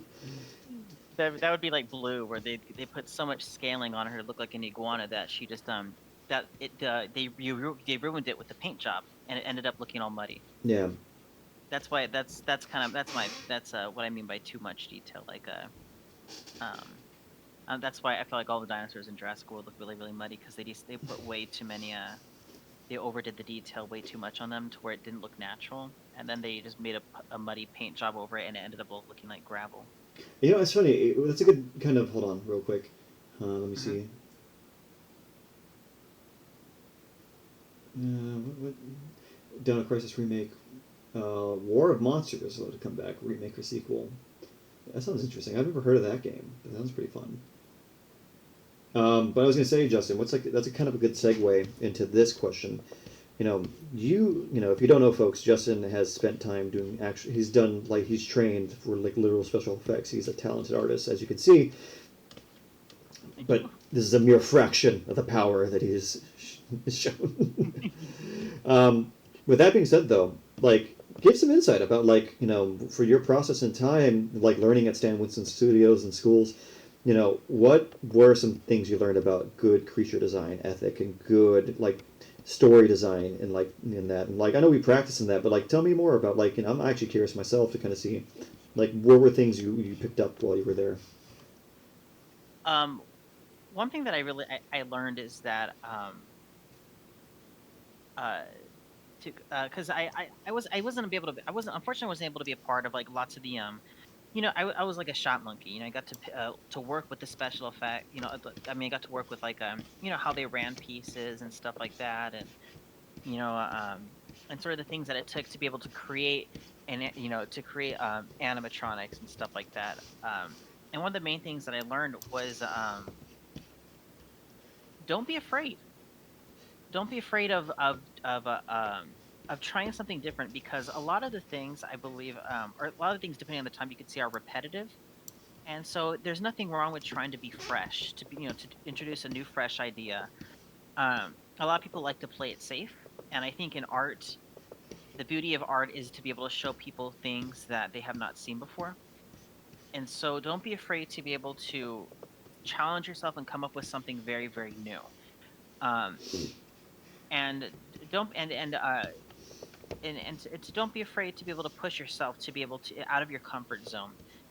Especially when if you're learning how to create art that you're not familiar with, or or a process that you've never done before. That was the one thing that I've learned, is that to just really, it's not so much, it wasn't so much about the creating, but it was about um how how you would want to execute something as an artist, like execute a concept that was already made before, or executing something new. Always don't be afraid to push yourself. That was the biggest thing, to not be afraid. And I think when you are able to accomplish that within your workspace, you're able to do that with by seizing opportunities and not being so scared to network. It helps in other places in life. That's the biggest thing, is that what you kind of learn, what you apply, what what you like learn, how to be as far as like improving, like artist techniques, you do end up applying in different areas in life. And I think that's one of the biggest takeaways that I learned, uh from Your like time. just yeah, just from my time. And it did help. It helped me not to be like this. It helped me not to it helped me dabble in 3D, because I don't think I would have gotten into 3D art if I knew, like, if I knew that there was so much that I could do with it originally, just by even trying my hands at clay. um and so that's what I feel like was kind of a huge a huge impact for me, a huge step for me, was uh to try it, just to try learning something new, just to try learning a new art technique that I wasn't familiar with. And it paid off, because otherwise my hands would still probably just be in clay, and I'd be there like just trying to get stuff to work. um but this is 100% new for me, and I never would have thought I would have done it if I didn't just kind of push myself, like all those people, who work at the studio. They push themselves to be able to come up with new ideas and new ways of doing things, and it helps you come up with some really good ideas. So that's the one thing, is I feel like is the biggest takeaway, is don't to take chances, take risks, and make mistakes. Definitely make mistakes. You're never gonna get anything right on the first try, especially when it comes to like special effects. You need to be able to make mistakes and know where you went wrong, so you know what to do right next time. It helps clarify everything, helps clean everything up. So that's the one Definitely. thing, is definitely don't be afraid to take chances and make mistakes. That's the biggest thing out of everything. Also, real quick, we have two questions that are going to be really interesting to kind of answer. Did you said ask, hey RJ or Justin, what are your plans for season 3 of the stream? And it was like, ooh, we'll give you. You want to get them you want to get them a sneak peek after we're done? I forgot what it was. You tell them. Oh, you know what it is. They were just having a whole conversation about it right now. Was it the Godzilla and Ghidorah? Was it the Gaiju's? Yes it is. Yes, it was. Okay, there you go. And on Ruiz asked RJ Justin, I don't know if you heard of this game, but Kisembe draw the creature from Game Night Lights. They're like little gremlins. Interesting. Yeah, we could maybe like do an episode one day where like a season where it's like fan suggestions. Yeah, free stream. Yeah, free stream. That'd be kind of fun. But yes, folks, you're hearing it now. Season 3 is a concept that we're going to be working on, where we're dedicating the whole stream, the whole series, to literally just drawing two creatures. Literally two. So I'll be taking like the whole time to be able to do my Ghidorah and RJ doing his Godzilla, and we're gonna go into depth. It's gonna be fun. Yeah, so it's going to be. Justin already had designed a version of his Ghidorah, and I already had a Godzilla design that I was sitting on, and we was like, yo, let's have them like old school OC, you know, when you're like kids, my drawing fights your drawing. Literally, we're gonna we're gonna have our versions of the monsters go at it, and we're gonna be doing our designs, and it's gonna get a little more interesting because we're gonna turn this more into a viz dev thing where we're not only gonna do the creatures. We're also going to do some like concept art of like, you know, environments, scenes, props. Like this is proper storyboarding, you know? Yeah. Like a film. So it's gonna be kind of cool because you get to see you get to see RJ's world building in a kaiju environment, you know, and his spec evo, the way he does things. And you get to see mine too as I kind of paint the story for like Ghidorah, King Ghidorah, and origin story and stuff like that. So it's gonna be really, really fun to see those two like collide together into this big like when worlds collide, this sort of like, you know, event. It's exciting. It's gonna be fun.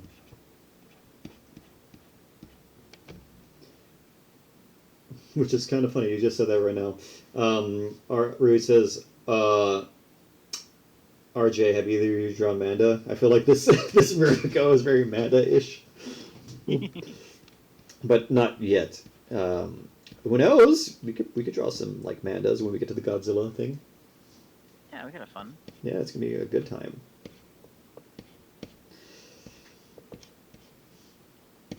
Yeah. I may even try to do that as a video to put on my YouTube. Do it. I've always wanted to make a Ghidorah figure to like my own. Oh my god, hold on, Justin, can I see your like bust of this thing? Uh-huh. Dude, looking rad. You gonna put the spikes on it? Yeah, I just haven't put them in yet, but like So I want to so be like, good. So good. He's blue. Ooh. So good. Gotta find a good blue. So good. I hope you like mine too. Oh, dude, are you kidding? Dude, you gave him the feet. What is this going for? I love it.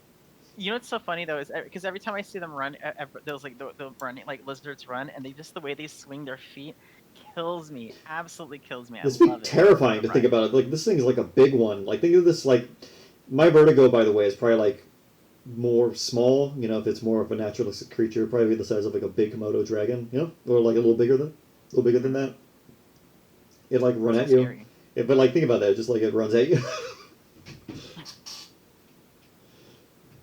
Yours is so classic, but so beautiful. Oh, I love that metallic you better keep that metallic sheen on it, like the whole time. It is lovely. This is the material. This is one of my favorite materials, by the way. It is oxide. I actually usually some of my favorite materials are like oxide, this phallic skin, and then malachite is actually really fun that I've been liking recently. Usually, it helps when you're creating things, 3D designing things. Everybody. Sometimes things can look a little bit stagnant as you just kind of keep looking at them for hours and hours and hours on end. It really helps to be able to switch between materials, even if they're very, very bright and vibrant, to like help you kind of break up the monotony of just staring at the same thing over and over again, you know, to help you kind of see in a new eye. Fresh eyes. I usually recommend to really, if you're going to start 3D modeling, stack up on those materials and really try to go through and pick out your favorites, the ones that really appeal to you. Yes.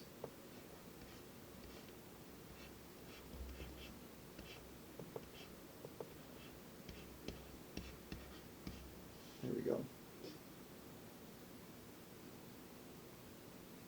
Like, that's so good, Justin. It's actually one of my favorite models you've done.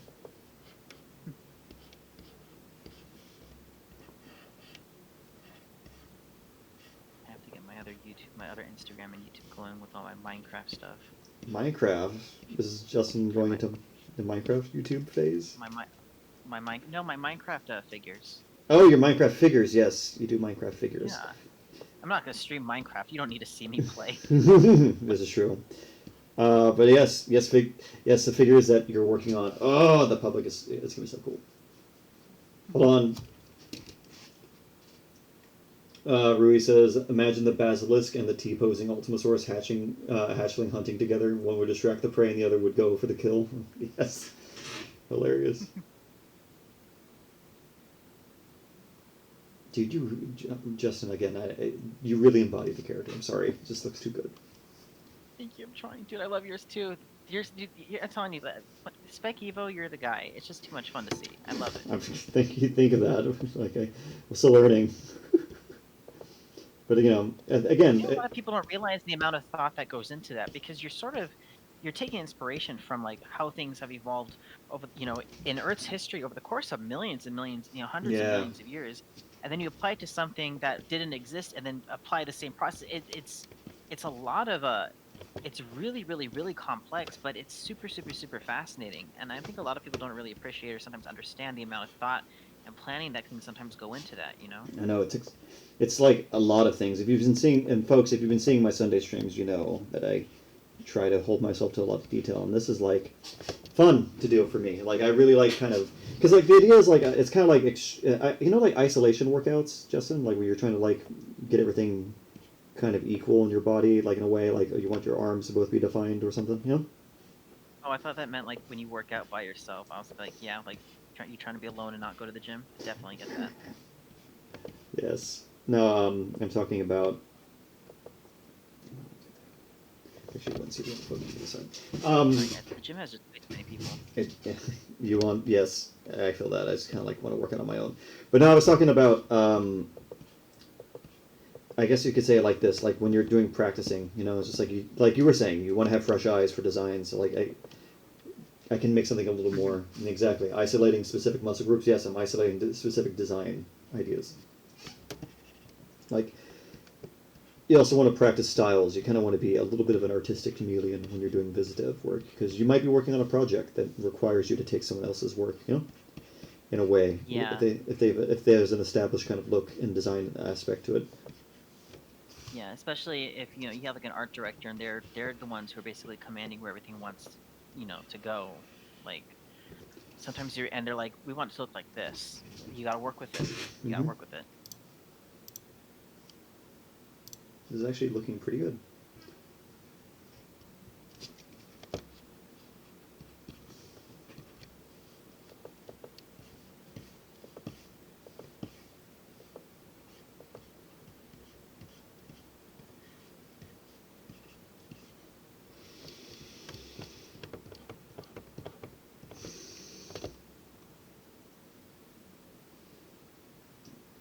Oh, Ruiz says, what would be the scariest dinosaur to meet in real life? Ruiz's opinion is the Dilophosaurus. I think they'd be terrifying. It's like a 20-foot tall animal. A 20-foot long animal. It's pretty tall, but it's not that tall. But still.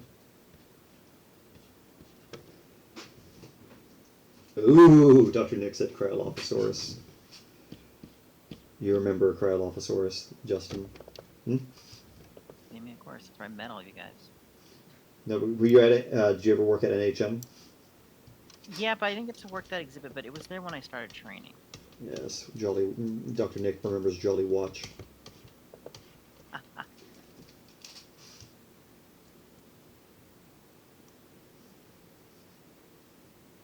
Just remember Evelyn's story about the kid who was touching it. She saw the thing bouncing in the air, and she was like, "No, you can't do that." Horrifying. I hope she's doing okay. I think she's over in...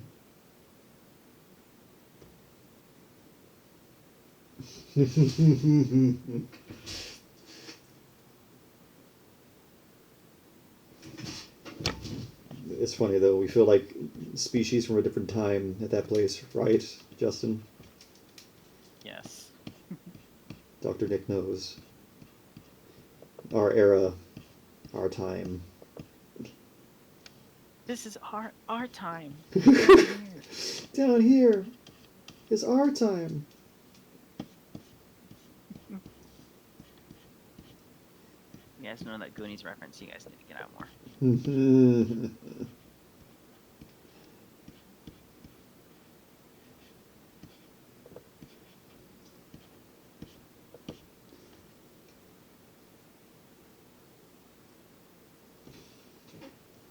DG said, funny thing about it is I have a Chap May Mega Dilophosaurus figure that is the size of a T-Rex and has a Spinosaurus sail. It's Sounds like you got yourself one of those Jurassic World hybrids.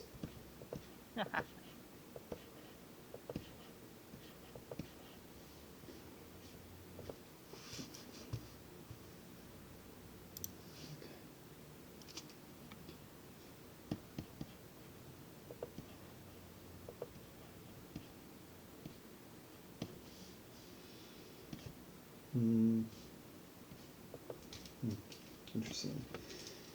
Let me try and get that. There we go.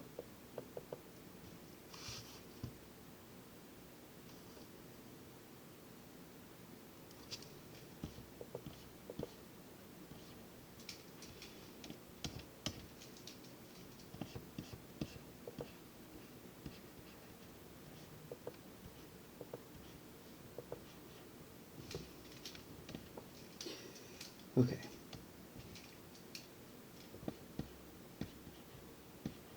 think I might go get pizza this weekend.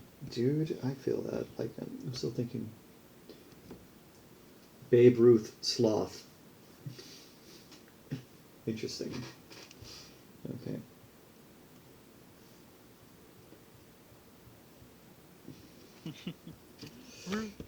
Roof, baby, roof. I love that part. I just realized, I was like, wait a second, what is this? I was like, oh wait, we were still in the Goonies. Okay, hold on, wait. I like that one song done by Cyndi Lauper for the movie. Good. Yes. Oh my god. You know what? That movie is just so much. That's a feel good movie. Like, that is such a good movie. It plays A all lot of 80s movies are good movies. They're really, really good. I think people forget that they're so great. They're really good films. I agree. Good enough. Yeah. The funny thing is, though, that song plays all the time at work. Oh, really? Does it? Yeah, it's on the cycle in the lobby. Oh, right. That makes sense. Like it goes every like I literally when I'm lobby host, like I'm out there, it's like to keep myself from not dying and going insane. Like it just like I know what songs are going.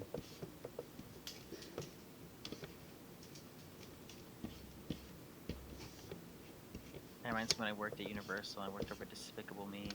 No, Despicable. There's only so many times you can listen to Boogie Fever on repeat.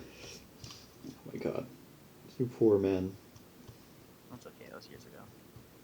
That was a lifetime ago.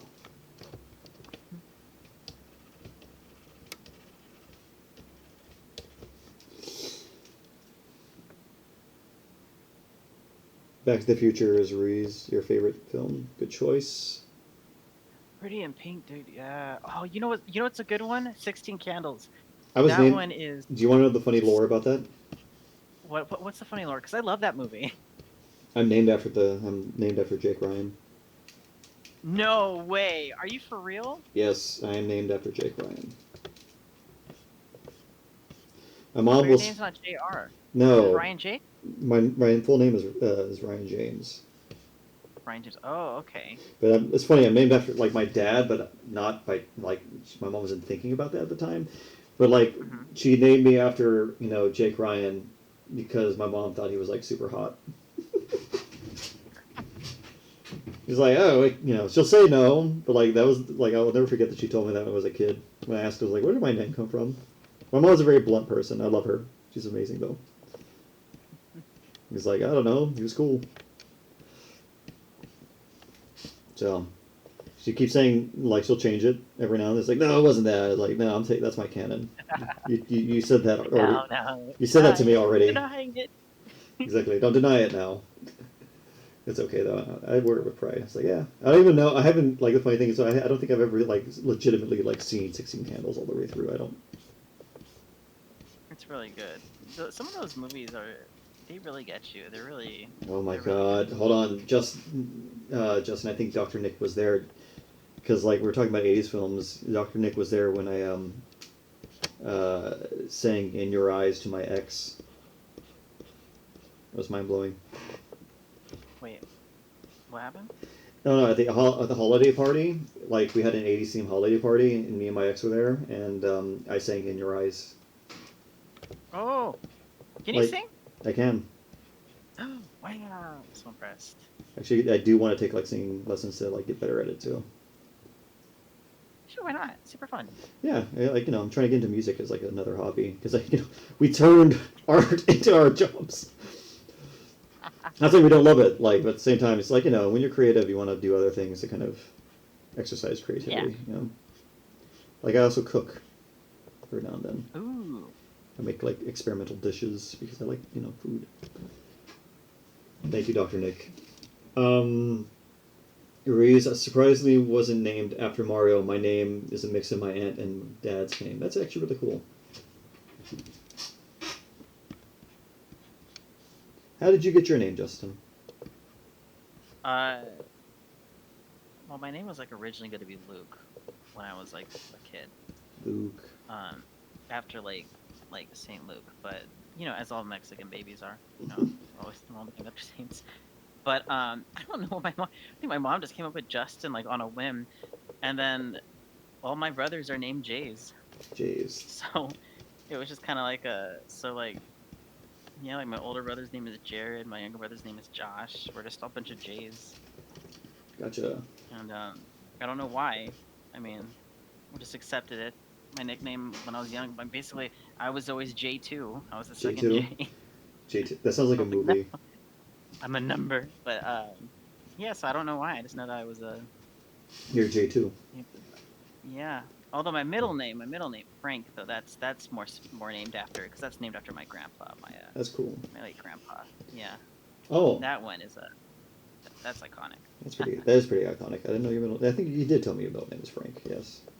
Also, Rui says he plays piano on top of drawing. That's really cool. Wow.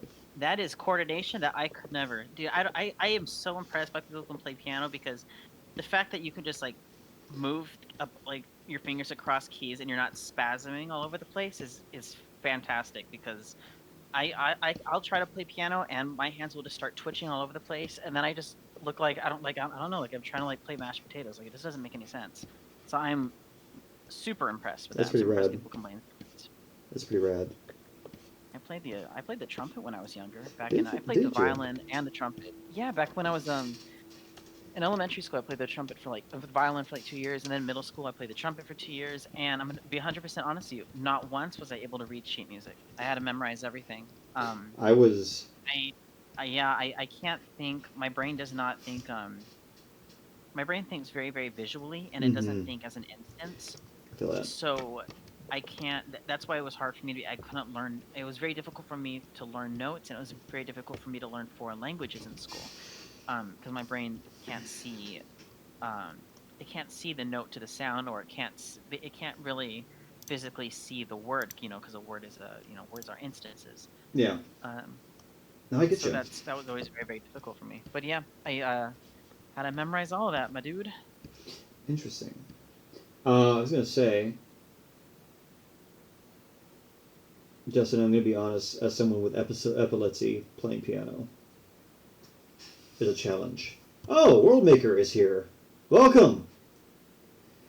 Oh, it's a challenge. But hey. How's it a challenge? No, says Rui says, Justin, I'm gonna be honest. As someone with epilepsy, playing piano is a challenge. I'm curious as to how this is a challenge. Is it like because I know there's my older brother's photoepileptic because he's severely disabled. So I know that there's flashing lights can do a thing. But how does that work with sound? Is that different? I'm genuinely curious. Also, yes, real quick. Yeah, you're right on time. Hold on, let me give Worldmaker a rundown. But Ruiz, feel free to intervene at any time. So yeah, Justin and I are doing Primal Rage, and we're doing an interesting kind of take on it. So Justin and I decided to do our own takes on the creature. He's doing kind of more direct translation, kind of inspired by 90s film, Stan Winston era kind of creature design. I'm going into a Spec Evo future evolved animal that descended from basilisk lizards and became a large predator of fish using venom and whatnot. But yes. Oh, Rui says his hands shake. Oh, okay. Interesting.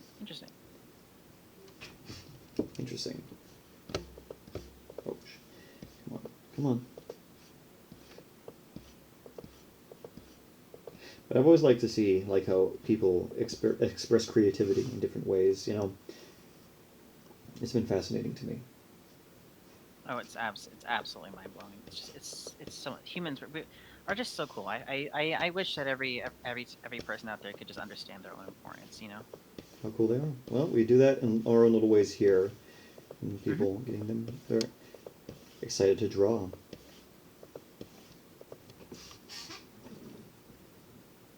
Hey, we're excited to have you here, World Maker. World Maker has been an avid fan, watching our videos. Oh, that's great. Thank you. Thank you.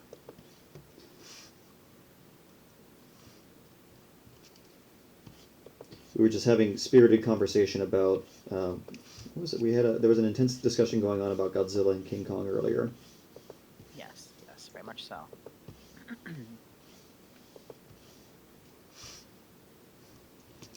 We were also talking about pizza.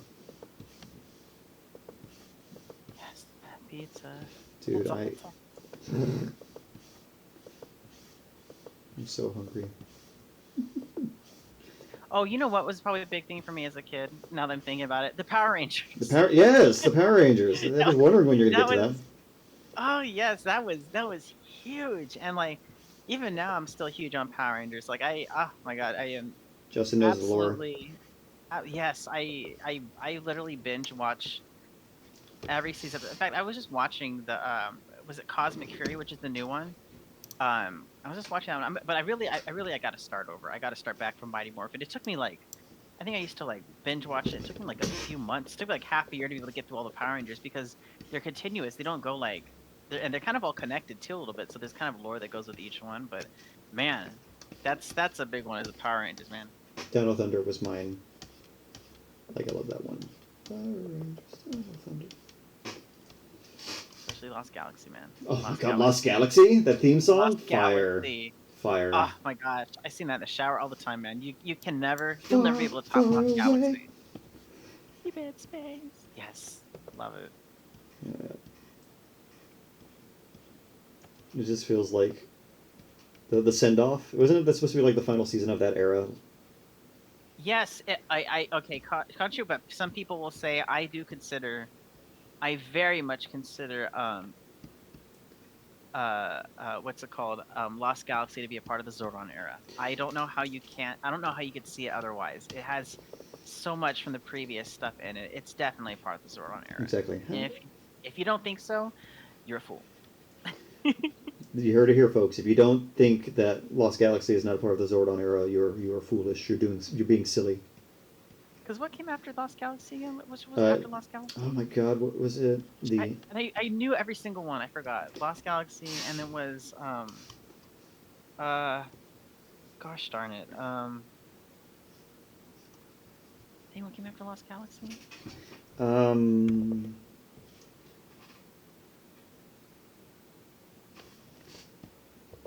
It was Lost Galaxy.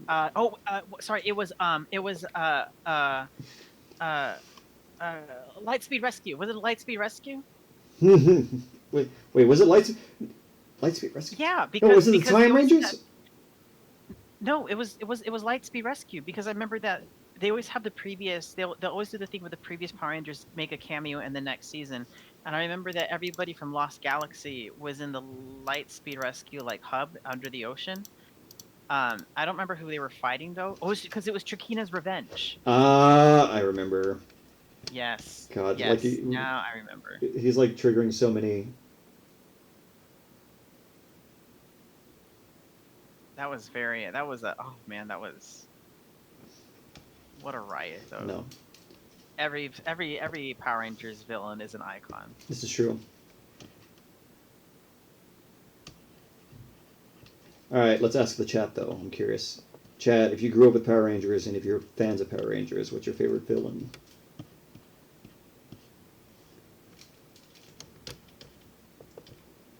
I'm curious to see.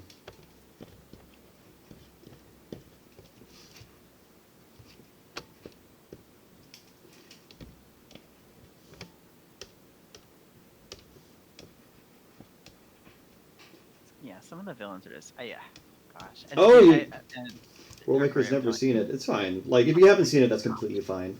you. Yeah, it's Um, fine, but you need to.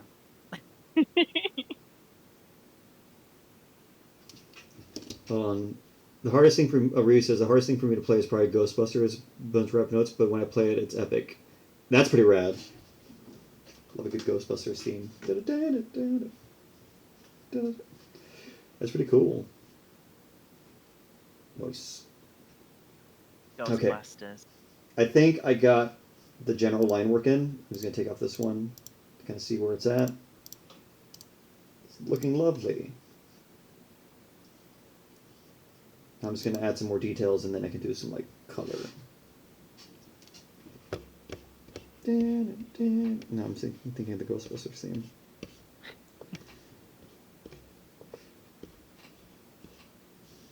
Something strange. Oh, who was the best villains of Beasts + Dinosaurs? Okay, so Justin and I had the same answer. Like we both. I think we have the same answer. Do you think? I think we have the same answer, Justin, for our favorites. For what? Our favorite Power Rangers villain. Villain. Who is the villains of the Beast and the Dinosaurs? Oh, yeah. It depends though. If we're talking like from the Zordon era, or if we're Oh, that talking makes like sense. from beyond. I'm saying If we're in talking, general, like our all time. Oh, I don't. Mesogog is probably one of the darkest ones. I love Mesogog so much. Yeah, Mesogog was a fun one, and I think that's probably one of my favorites too because that's the most prominent one that I grew up with as a kid. Like as a kid, that's the one I watched that one and Ninja Storm when I was a kid. I even had the costume of like the brothers, the twin Oh brothers, yeah. Well, Hunter and like the Hunter Beatles, and yeah, Hunter and oh my god, I forget his name. I used to have the game and I would play because you'd unlock them and you could play as them. Yes, so that was that was definitely a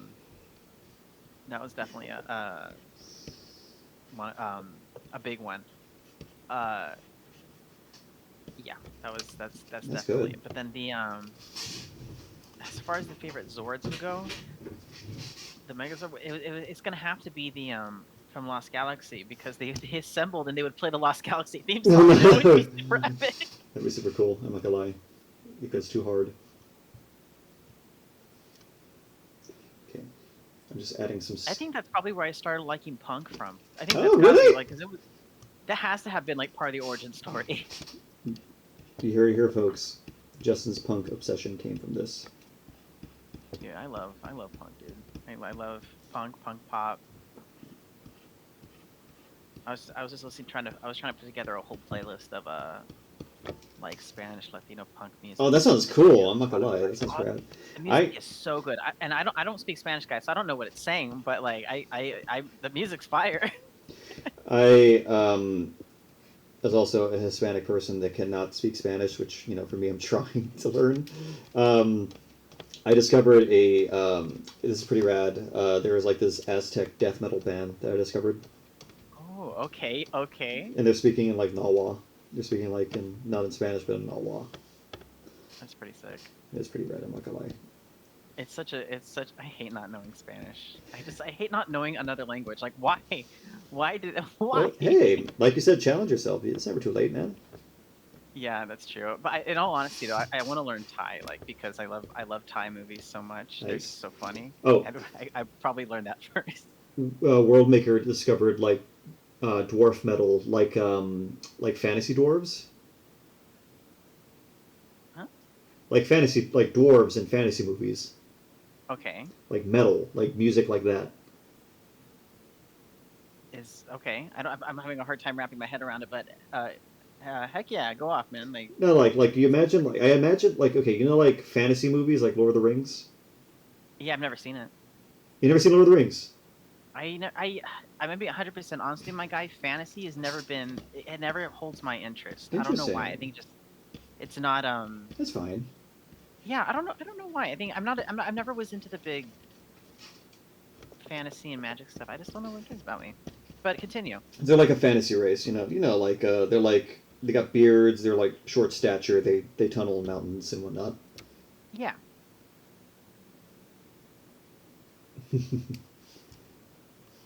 And it's like that, but in I guess metal vibe. Hold on. Paleo Wolf is pretty dope.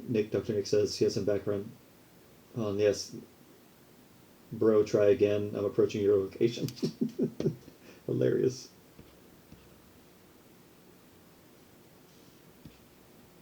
Okay, hold on. Let me see. I haven't seen yours in a minute. Oh my god, Justin, that's amazing. He's like, yeah. He doesn't open. I should really open his mouth though. He needs a mouth.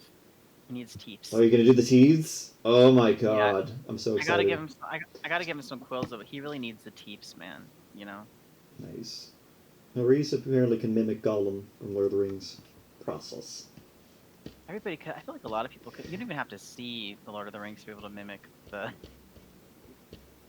Gollum, you know. But you know, Justin has a really good impression of Peter Ludlow. Peter Ludlow. Peter Ludlow. I do? What do you mean? What? I'm joking. Oh, I was gonna be like, I was like, oh no. Wait. Corporate monster. Wait.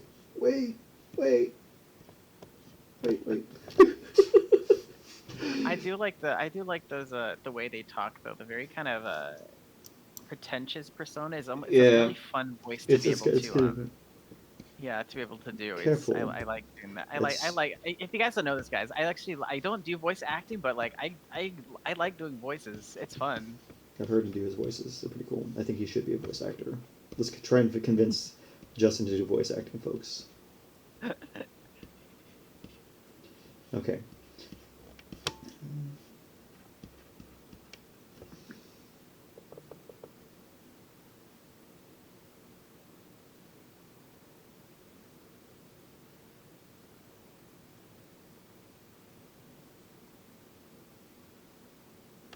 Has anyone seen the last movie in The Hobbit? When did the orcs...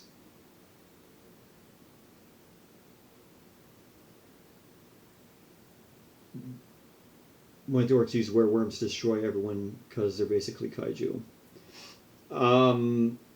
That's a good question. Plot hole?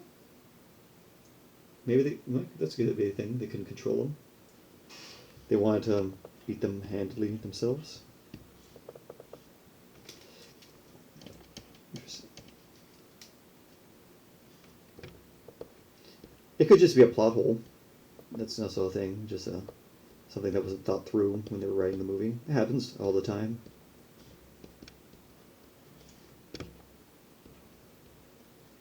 Okay, I think I'm getting to a point. This one's ready. A literal kaiju-sized plot hole. Yeah, you never know. Kaiju-sized plot.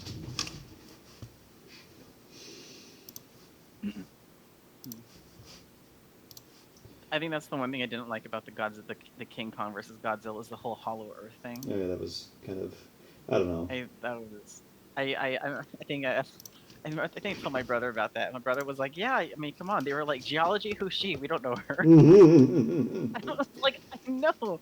I think maybe I guess a lot of people don't really mind that, but I do. Know this. Yeah, I was like, if you guys know this, my degree is in geology, and so I'm not one of those people where like like they get really like into the geology because lots of times we know that there's different things like that are like that can't really happen. And you just kind of go with it. Like the movie San Andreas is fun just because like there's a lot of things in there that are definitely just not possible, but it's fun to watch. But when you go through something super extreme like the Hollow Earth thing, it was like I was like, what? Why would you do this? It was too much for me, and I guess it is what it is. But it was because I think that it goes back to what you're saying, RJ, about how they were putting more thought into Godzilla, and then they just didn't anymore, and it just kind of showed when they were just doing this whole Hollow Earth thing, and I was like, oh, okay, you guys are just doing it for the tickets, the views. Yeah, it was just kind of like I felt like it's just like, well, there's conflicting images. Like when they had Gareth Edwards on there, he was going for a more naturalistic Godzilla. Mm-hmm. Oh, the big fish one, right? Yeah. I think so. Hold on. Ruiz asked, "What's a hidden talent that you guys have?" Um, I think we're doing it. I don't think it's so hidden. I could draw with both hands. He's ambidextrous. I am.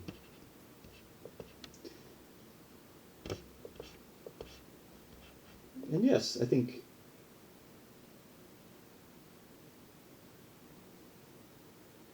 Oh, Dr. Nick says he can fence. Yes, if you don't know, Dr. Nick is actually a pretty good fencer. Oh yeah, that's true. He's good with the foil. Did you say the foil? That's what he calls it. That's what they're called, right? I did not know that. That is fantastic because I'm just thinking about like how when I put foil down, I don't like the shiny side up because it scares me. It could teach all.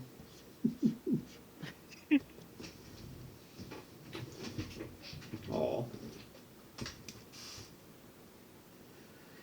Okay.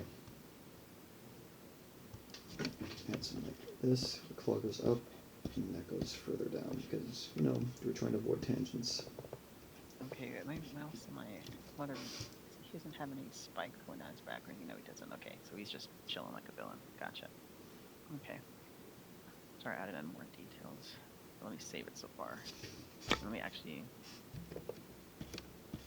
Okay, I think I'm ready. I'm gonna start doing some color.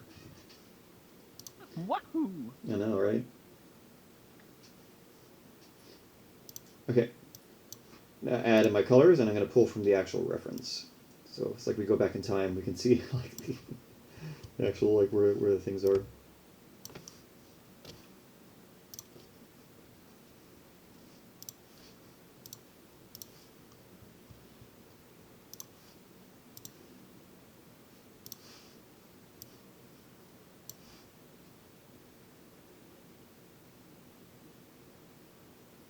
Actually, to be honest, I would have made his eyes a whole lot smaller. If I went more HR, this is not as HR Geiger as I wanted it to go, but like. I think you went pretty good though, man. Like I think where you got it is looking amazing. Yeah.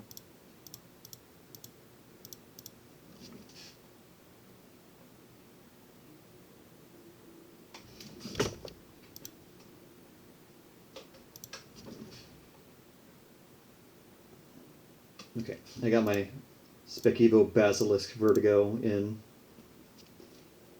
I do like the Monda look it gives, though. It's very. It's pretty cool. I ain't gonna lie. I think it's really great. Monda's sick. Not gonna lie. Oh, Worldmaker is asking, is there some reason why some names are green and some are red? Not really. It just kind of differentiates. You know, for example, your name is like pink, Ruiz is orange on mine, and Dr. Nick is purple. It's just kind of to have visual distinction, I guess, distinctiveness as, you know, we're seeing chat go on. It's completely random, I think. Okay, so got that. I'm just going to make a quick color palette from the designs here. So, it's a lot of blues. Kind of like a green blue. Some tans. There you go. Okay. And of course, like some pinks. Nice. Okay, I'm going to start laying in kind of a flat. This is going to be kind of a rough color, but I'm just trying to get some ideas in tone. It's bad. So I'm going to do a base color of blue.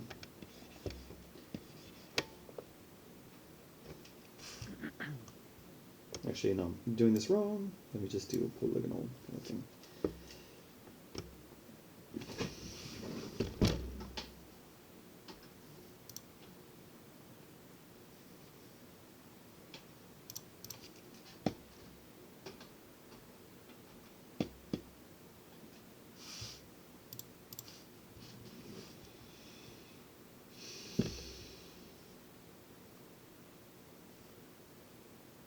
First, let me double the lines, get a little more thicker line. There we go.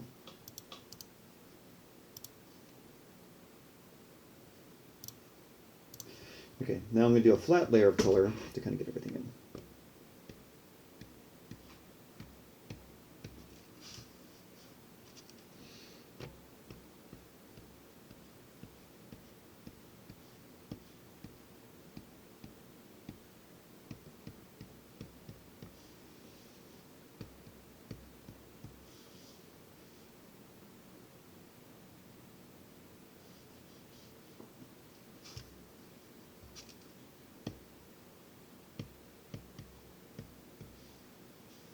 That's looking good.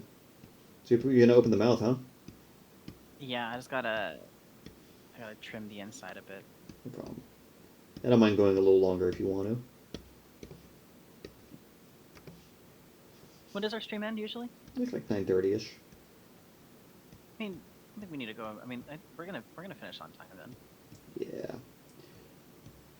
Dude, I am gonna destroy some pizza. Ooh, that's amazing.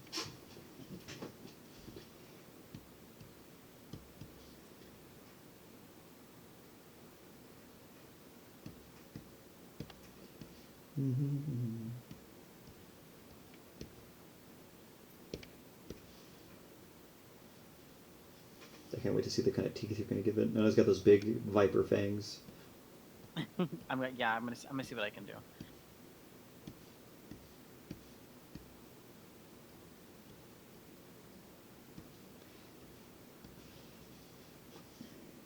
I'm just making a flat layer of color to make life easier to color on top of this. I could get this really in more.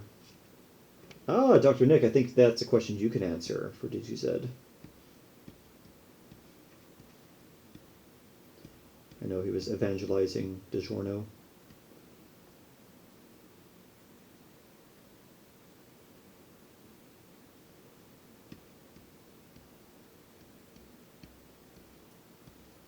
God, imagine this thing having like horrible hissing noises it makes at you. No?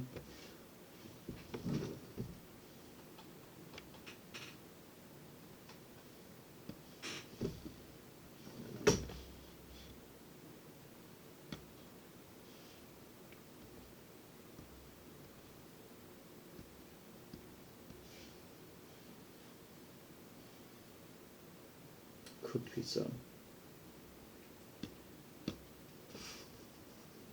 Interesting.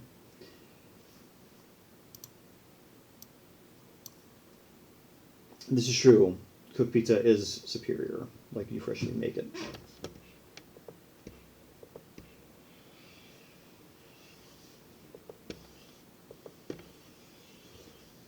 Actually, I'm going to do this the faster way, which I should be doing anyway.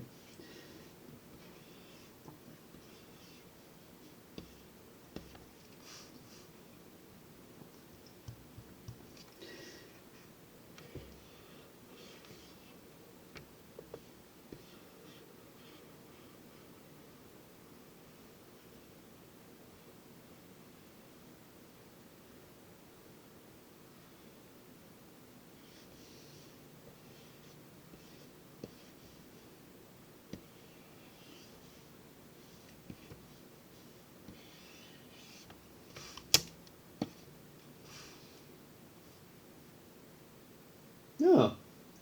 Seems roll maker's gotten good at making pizza dough. I'll learn how to make pizza dough. It's pretty good.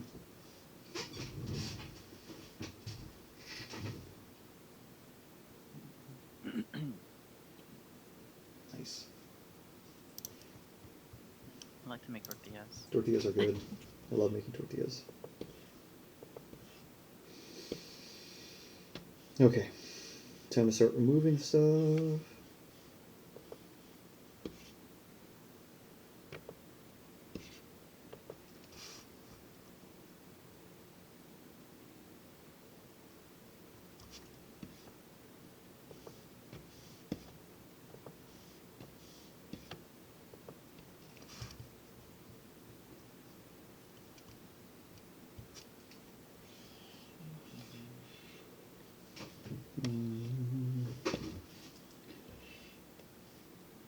Sometimes I feel like I'm impatient when I'm doing this part. What are you doing? What part are you doing anyway? I'm adding flats, so I'm selecting the thing and I'm trying to do it. Gotcha. Do you ever do the masking where you turn the flat into like just the mask? Yeah. That's how I was able to get the Dilophosaurus. That's how I do mine. I love it. It just makes everything so much easier too. I feel that. No, it definitely does.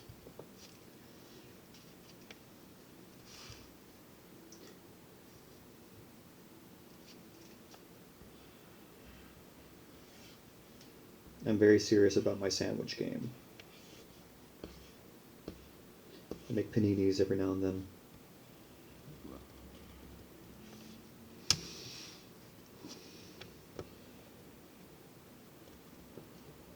I'm really excited to see how yours comes out. I'm excited to see yours. I'm just hoping that this doesn't turn into a mess. Nah, it's not gonna turn into a mess. You got it.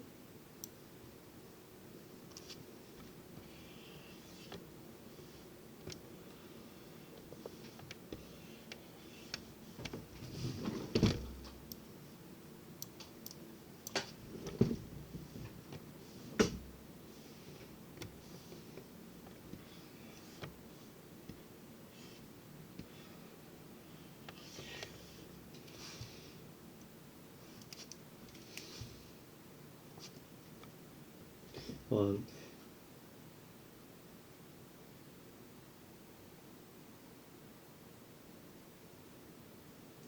I'm not gonna lie, the chat is getting me super hungry, Justin. I know they're talking about food and Good food, by the way. yeah. And we're over here just hungry boys. We're literally starving artists. Come on, you. Okay, there we go.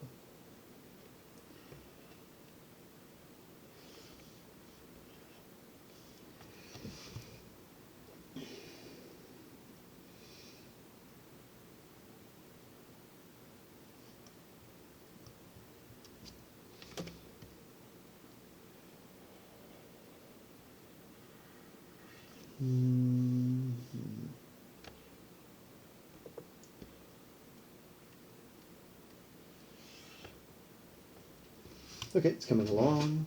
We're almost there. You doing the tongue right now?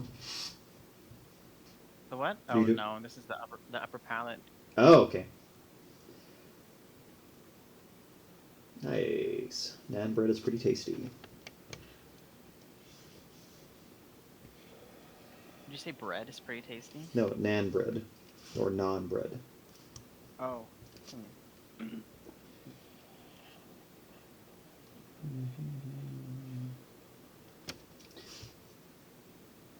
Oh my god. Worldmaker saying, chat, let's make RJ and Justin hungry.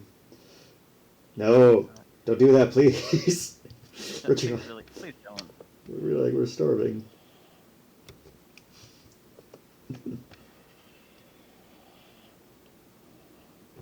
Oh god, come on.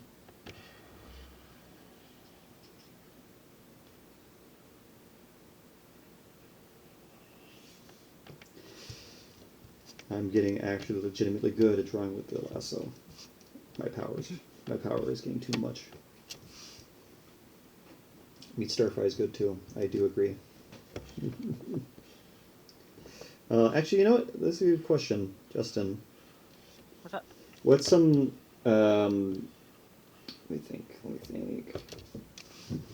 So, like right now, you're kind of opening the mouth and putting teeth in. Like, what are some things you like to keep in mind when you're working on the internal anatomy of like the mouth and musculature? Oh, reference pictures. Reference. So, I really enjoy working on the inside of like mouths of animals.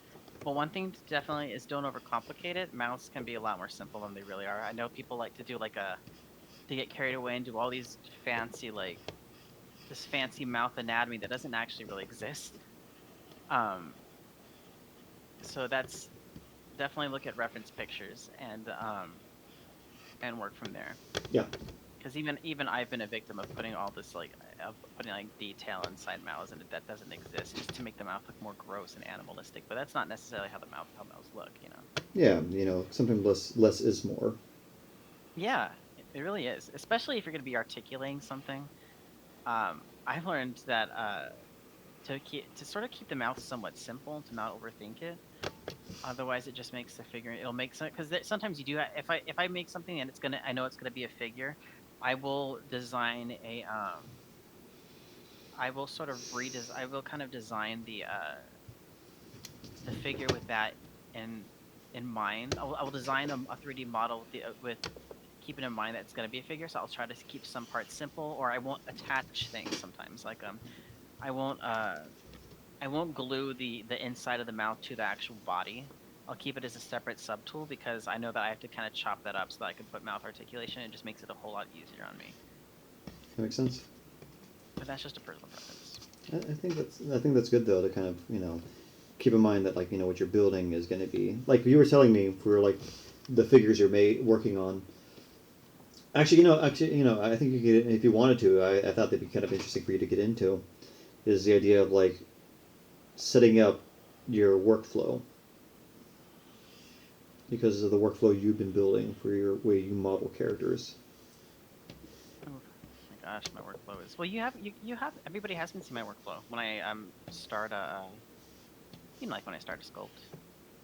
Yeah, but I'm saying like what was the process to kind of get into that?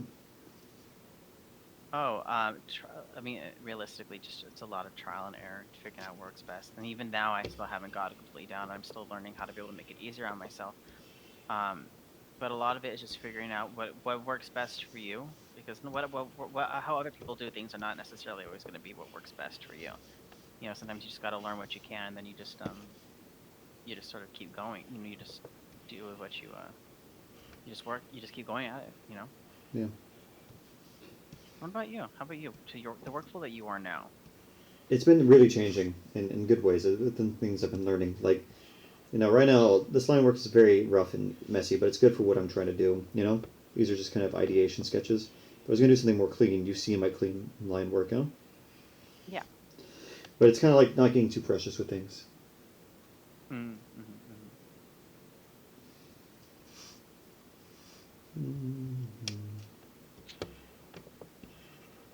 I like how the chat's having a full-on conversation about like Cajun food and prawns now. They really are, and now I'm getting hungry for like everything. Not all of us have the money to just go get food. I know. It's okay. We feed our souls with our art. Yeah. It's true. Oh my god.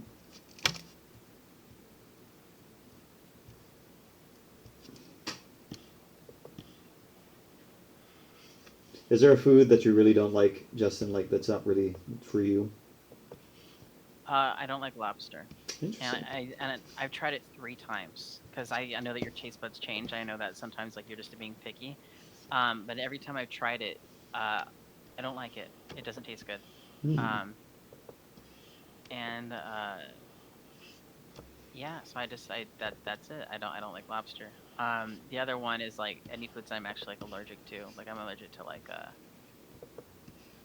I'm allergic to nuts and avocado. I think you told me that, yeah. Yeah, and I'm sad that I'm allergic to avocado because everybody always gives me crap for it. They're like, oh, and I'm like, yeah, I know, I suck. I'm so sorry, like I can't do anything about it. That's funny.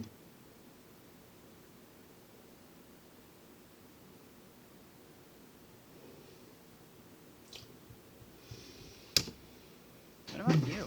I'm curious about because you like food. I know you. You I do. like food. So what do you not like? Historically, I was a very picky eater, and then my taste buds really drastically changed. I like if I really had to put my finger on it, I'm not a big fan of like raw oysters. Yeah. I tried that once. Wasn't that good? This is gonna be okay. I do have something though, and this is gonna be very shocking. I know this is like very mundane. Like what really that thing, and again, it's not really like anything that would be like a big problem. I can eat it if I'm like starving. It's like survival time, and I have to. If we're starving, it's survival time. Food. I don't. Again, this is gonna be like really that, and I'm like, yes, I know. It's just a texture thing. It's like something that like the way it feels, when you just how it feels when I eat it. It just I don't like how it feels. The sensation is not really good for me. Something I enjoy is I don't like cold sandwiches. Cold sandwiches. I know. A hot sandwich, lovely, delicious, amazing. Panini, good. Like a cold cut sandwich, no. Interesting. I know. It's like, that's like what are you talking about? That's like the most generic, like mundane, like go to work food. It's like I know. I completely understand how silly it sounds, but I just don't like, it's a textural thing for me. It just, I don't like the feeling of like cold sandwich. No, like that makes sense. Like a hot sandwich, delicious, amazing, favorite thing in the world. But the moment it gets like, the moment it gets cold and soggy, you're like, no. I literally, I will warm up a sandwich, even if it's got like lettuce in it. Like okay, here, I'm not super crazy. Like here, like if you put cold lettuce and tomato in a burger that's like fresh off the grill, obviously I'm eating that. It's amazing. Fine, I'm cool. It's just that when you put like a freezer sandwich, like like that, it's like no, you lose me immediately. A freezer sandwich? That doesn't Well, I sound freezer, good but at all. like you put in the fridge, it's like cold. Oh, yeah. But I do get. I mean, honest with you, I do get what you mean. Um, yeah, because I'll think of like a Subway sandwich, and Yeah, I get it'll mine toasted every and time. it's fine when it's yeah. You get it toasted, you get like double toasted, you get like the That's what I whole do. thing, but then like, and you have to eat it all in one day because it sucks if you try to save it. It just doesn't. It's not the same as a nice warm toasty sandwich. Exactly. My thoughts exactly. I was like, you know what? So I do get you. I actually I do get you 100%. It's not. It's definitely not desirable because nothing beats like a nice warm like BLT with the Yeah. bacon fresh off the grill. Like Yes. I get you. So I do get you. Yeah, definitely 100%. Okay. Let me get this. I think I got this lady all just. What's it looking for? I think it's laid in. Cool. Okay.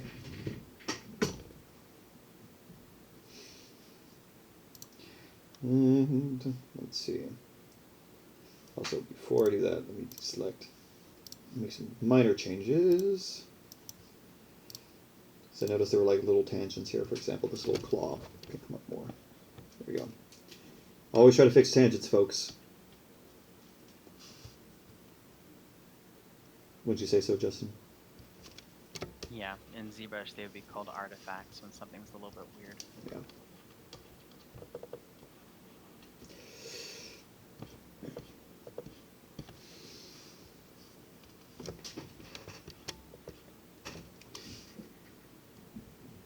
Okay, there we go. Select, reselect, there we go, and then let me do a base color of this blue. Edit, fill, color. There we go. There. Cool, cool, cool.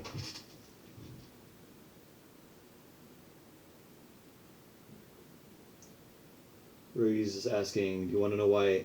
Oh, I hate never being cold. Why is that so? Okay. Actually, that's a really good shade of blue.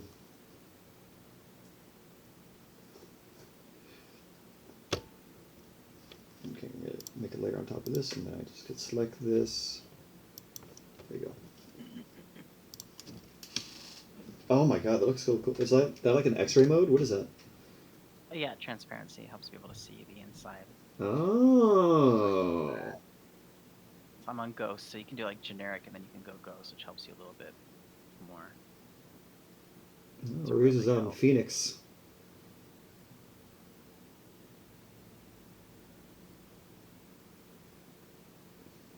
God, the eyes on that thing look terrifying. Yeah.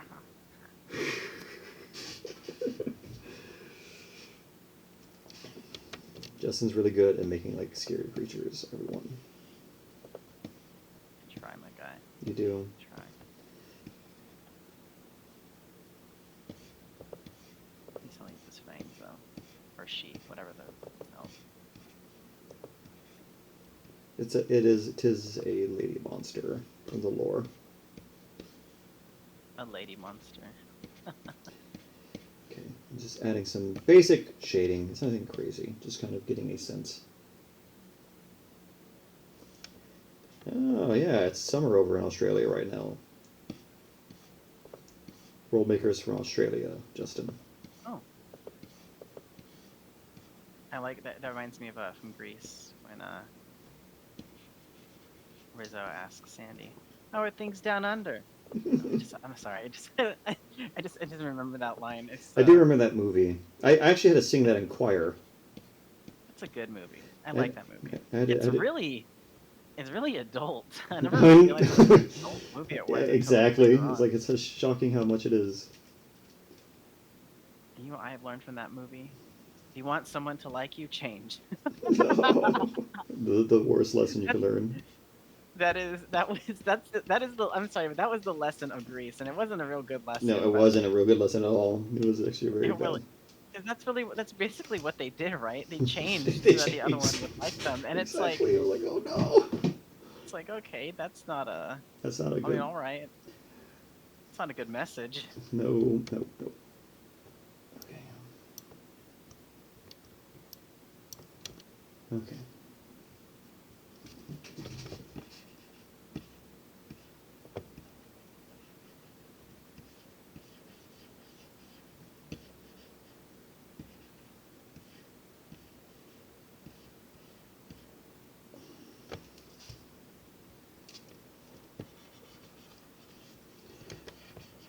Okay, just getting some rough color in, folks. Not going to do anything too crazy because of time, but I kind of want to get the basic palette of this creature.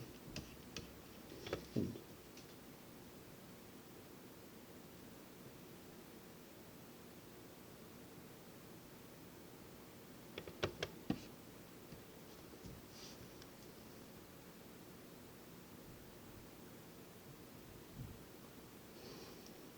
let me see. There we go. I say though, Justin, that after we kind of finish this one, let's give them a little bit of a sneak peek of the Godzilla Ghidorah thing. Okay, wait, how? We Do you have your God? I don't remember seeing your Godzilla art. I did. I showed it to you a while ago. Do you still got your Ghidorah on the computer or no? Yeah, I think I still have from what I sent you. Yeah, I got my Godzilla. I just got to pull it out somewhere. I think I showed it to you a while ago. I think you'd remember it if you see it. You probably did, but the thing is, I have an absolutely horrendous memory. It's So okay. I probably Hey, forgot. it'd be like seeing it all over again. Yes, that's what makes me super excited. I'm like, yay! Just doing some rough coloration, rough.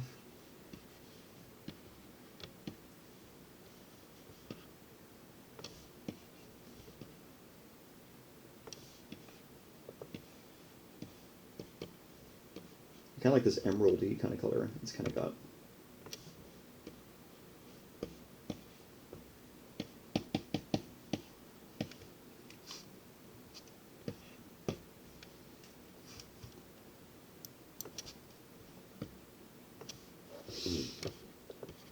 Okay, I gotta establish a light source, so I imagine it's coming just straight ahead, so the shadow would be over.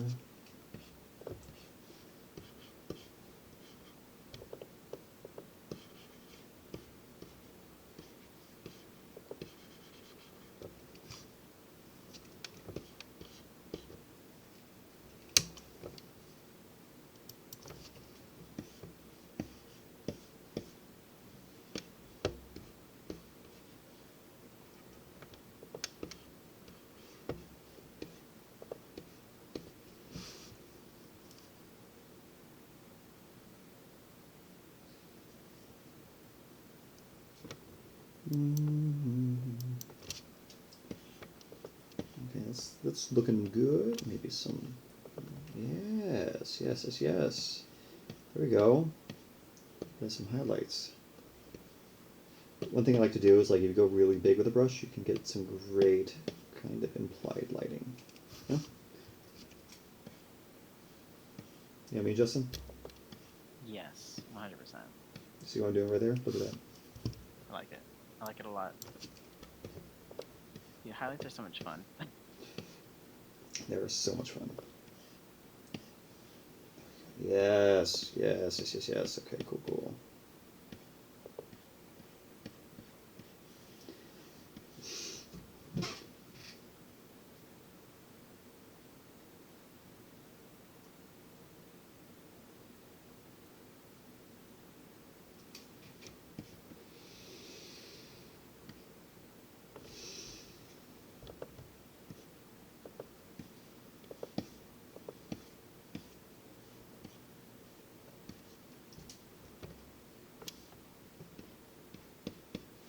The inside is so cool. You can get a lot. Oh my god, look at that. Look at the fangs. Looking The good. inside pink. It's sort of like a pink inside. The mouth is kind of like pinkish. It's like kind of more in the reds.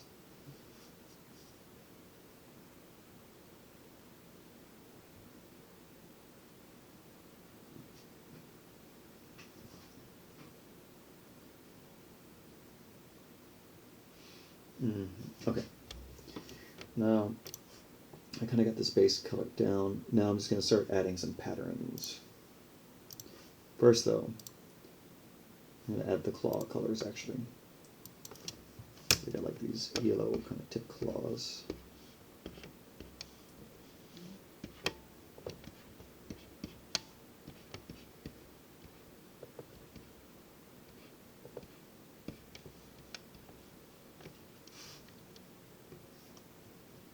And I'll do the same for the teeth.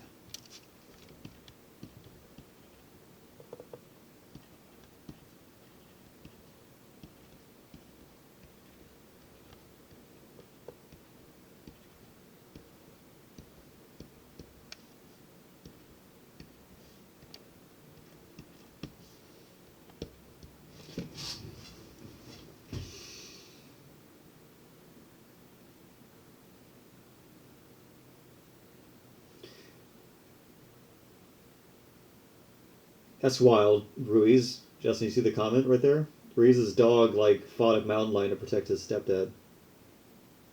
That's epic. That's pretty intense. Your dog's a champion.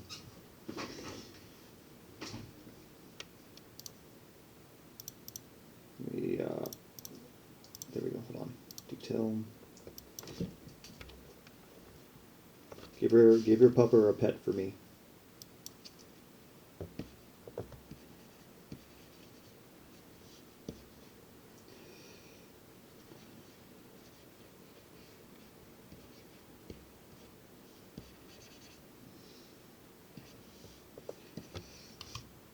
It's crazy how much detail you can get with just very minimal effort, you know? It's called working smarter, not harder. This is true.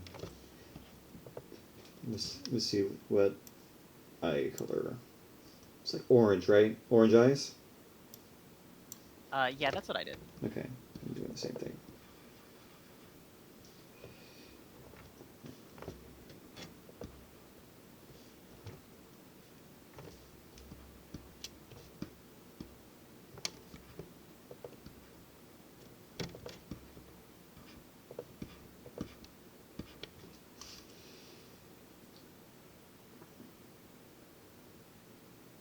Oh, coyotes and javelinas.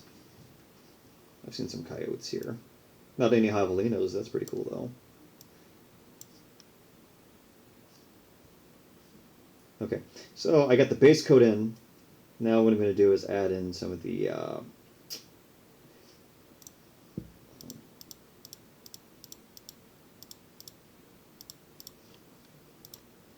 some extra detail.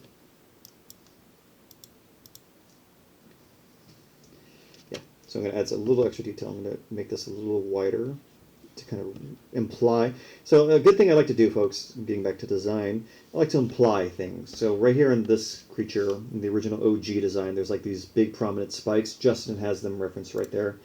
Mine doesn't really have that, but it has these neurospines. So I'm just going to kind of imply kind of more white spots on the tips, kind of as a reference to that, rather than it being just straight up the same thing. Because mine is more, again, interpretive of, you know, what Vertigo is, rather than being... It is Vertigo, it's my take on Vertigo, but within the bounds of, like, a naturalistic creature. Because I kind of wanted to run with that.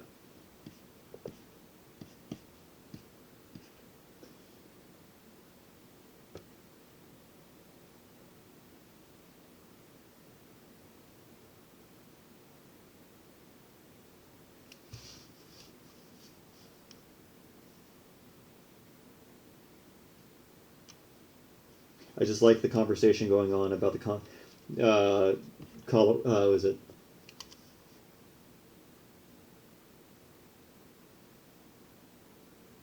About the what? Hold on. Between Arizonan fauna and Australian fauna. Because Ruiz is talking about animals in like Arizona, and like Worldmaker is talking about Australian animals. I'd love to see it. I've been saying that more because of you, Justin. Love to see it.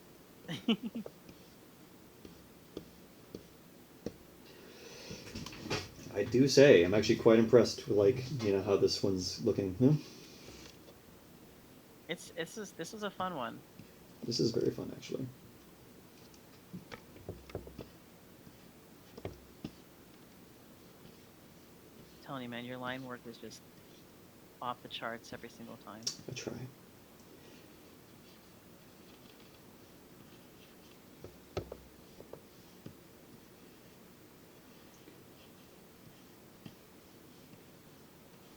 The key with this one is learning a gentle touch, which, you know, took me forever. Okay, so we got the base coat in. I'm going to start adding in the patterning. So, got that. Got that. We're going to go... I'm going to add that in later. But first, I'm going to do this. Instead, I'm going to go to warmth. Yes, there we go. Warm tone to have a contrast more. This is bloom. There we go. More contrast. Okay, cool. And then I got to think about the pattern. So there's a lot of like...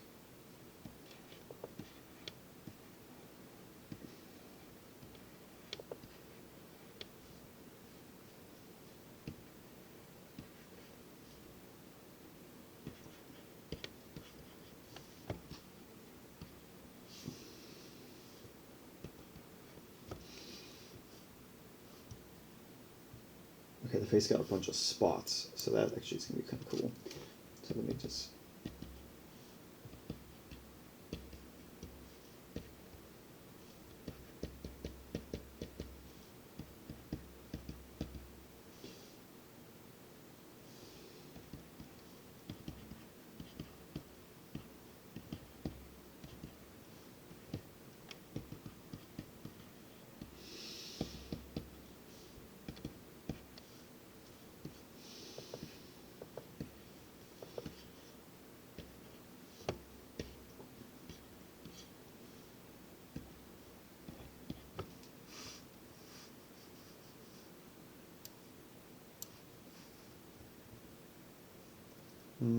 Okay.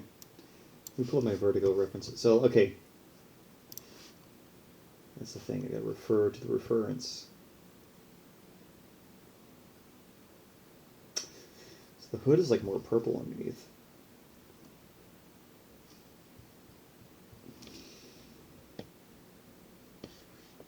So it'd be more like something like, yes, okay, I see. And then I'll just add some like this.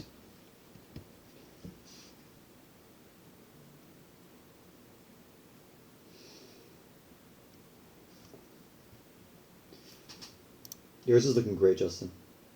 Thank you. So is yours. Thank you.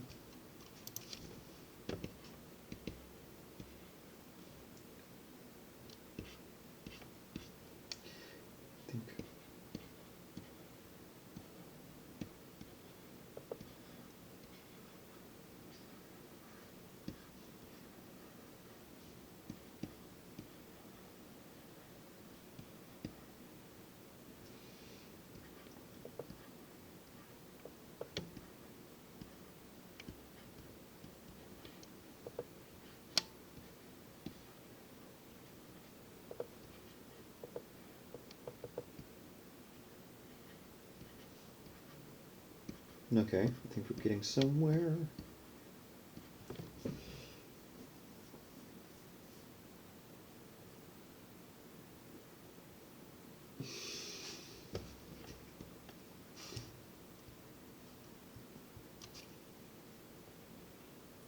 Oh, there's like, okay, I see an added little detail that I didn't notice before. I'm just gonna add a little bit of, just a little like white spots near the tail. There's like a lighter, like kind of electric blue going down. Do that, but first get the legs. There we go. Yeah, okay, and there's like these bigger kind of patterns, yeah, on the hip. And folks, whenever you're doing like patterning, you always want to follow the anatomy too. So like the stripe will go over the leg.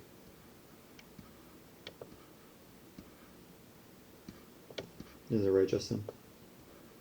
The weapon? When you're doing patterning and design, you always want to follow the anatomy contours, right? Yes. Yes, you really do. Okay, I'm also going to add a little bit of like... I am...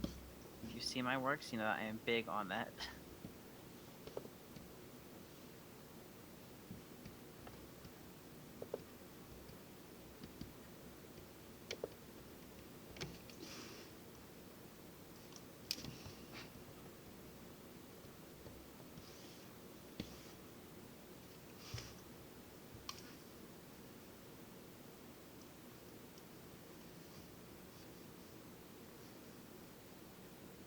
Let me add the more electric blue. It's like a lighter blue. Let's see. No, it's going to be lighter. Kind of more like, yes. Okay, there we go.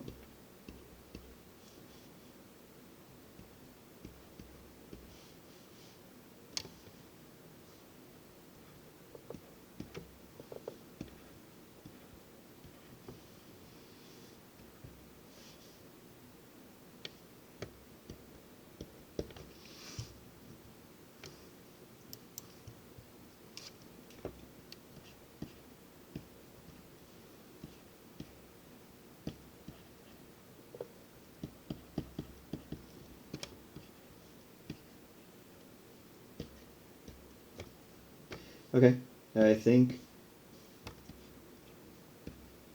I almost got her.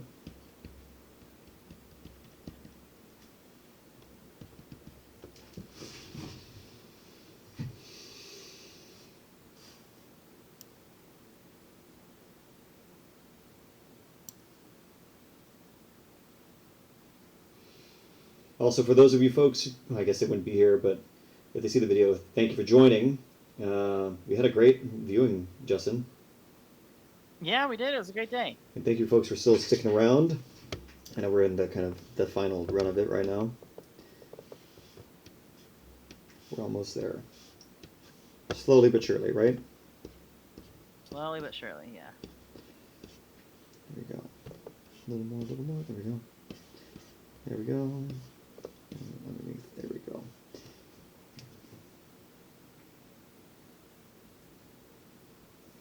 Justin, that looks so terrifying. That looks so sick. Thank you.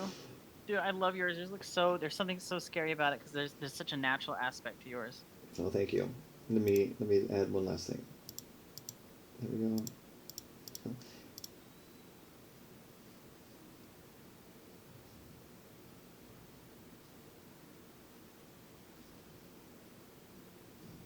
I can change the material to something nicer.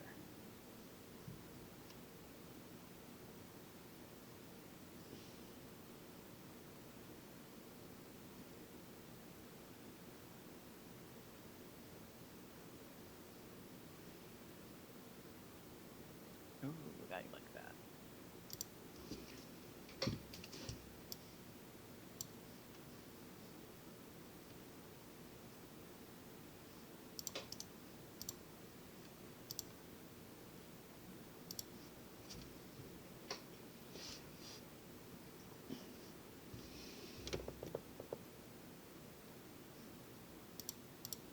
There we go.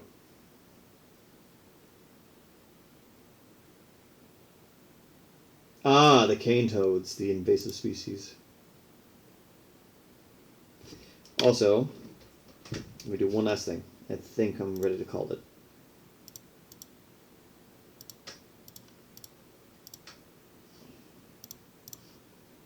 Let me do this, that.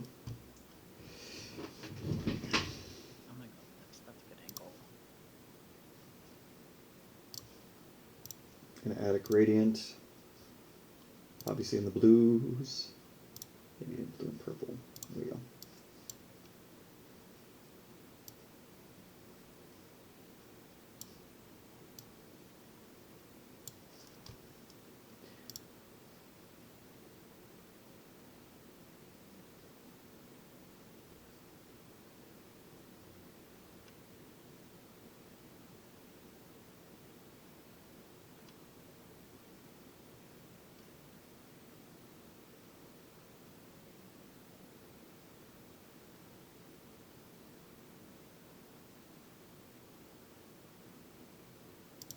There we go.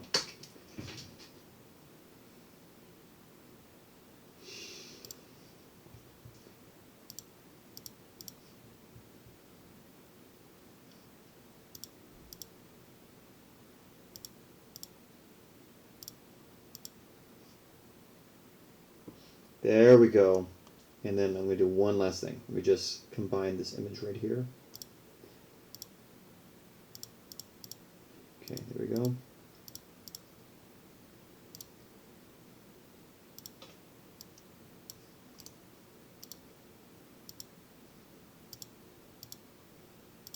Put this in its own little thing right here. Separate this. And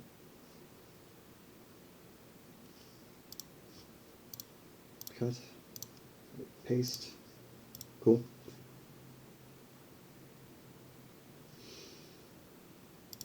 And then I'm going to do one last thing. Nope, not that.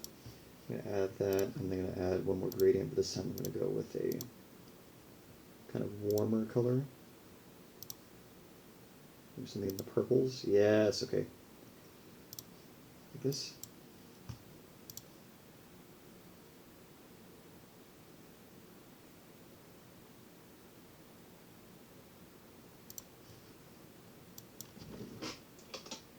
Knock that down, maybe knock it down just a little more.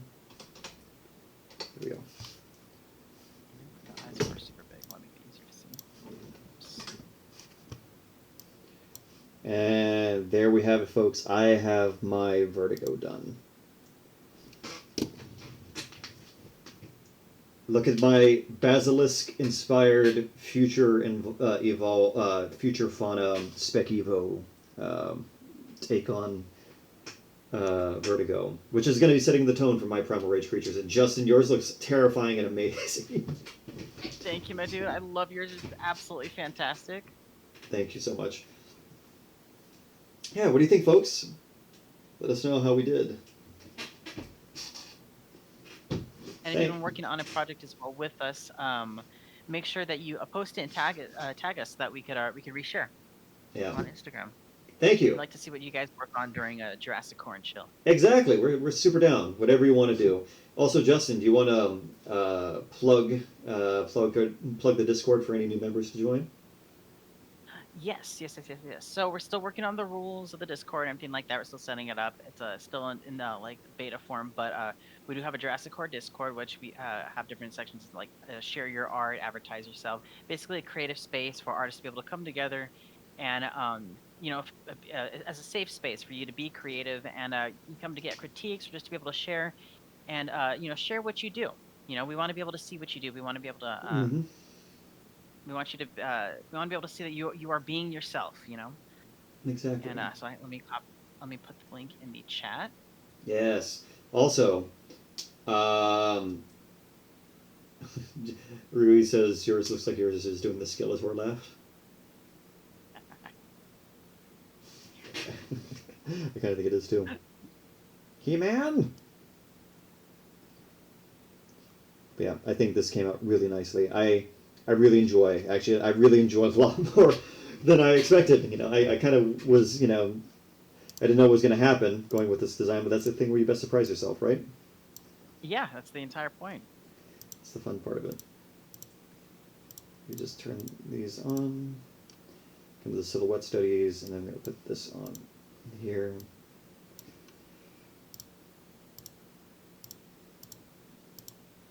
Yeah, this came out really good. Let me just add the check marks I did. Oh, and before we go, folks, hang tight. We're going to put a little bit of a sneak peek of what's to come for Season 3. So, the pizza man, pizza He-Man, eat it, yes. I want, oh God, I'm so hungry. Like, this is going to be a reckoning after this. Okay, but a little heads up, folks. So a little more about Season 2. So we are focusing right now on Primal Rage. We're going to be doing, 10 episodes, right, Justin?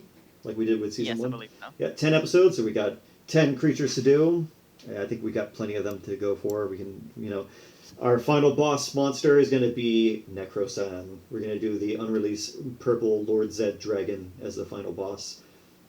And again, I think setting the tone of this, I kind of want to go more the naturalistic route. So this is going to be fun to me to kind of take these super exaggerated things and kind of subdue them while still keeping a part of their character still there, you know?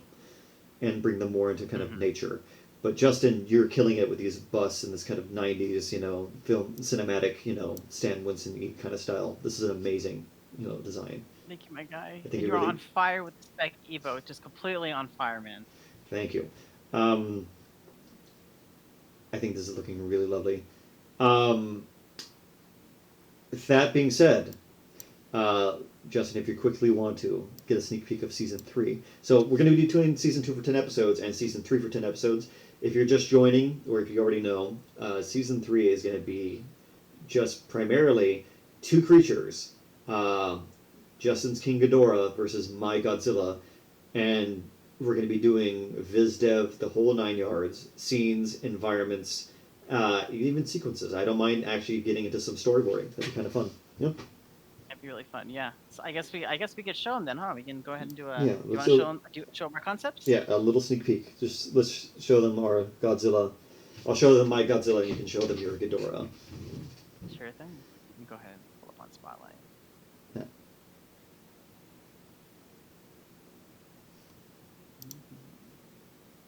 I'm gonna open my thing.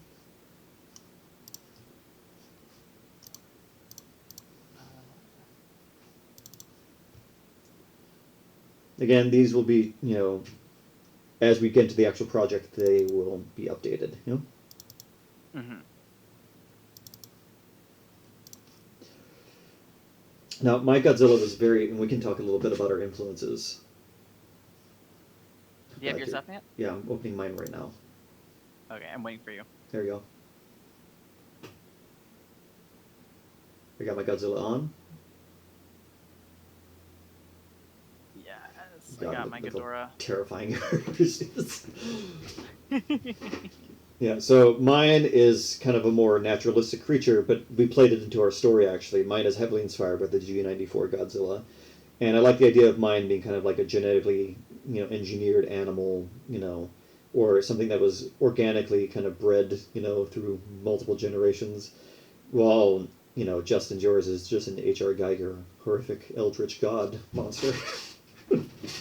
Literally, that's, yeah, mine's supposed to be Can you get an interdimensional being? Yeah, an interdimensional being that's basically kind of brought to our planet through an experiment. You know, a door was accidentally opened up during an experiment, and this guy was able to fly through before everything was able to close. Oh, can you get like a cool look? Can you look up on Ghidorah's face? Oh yeah,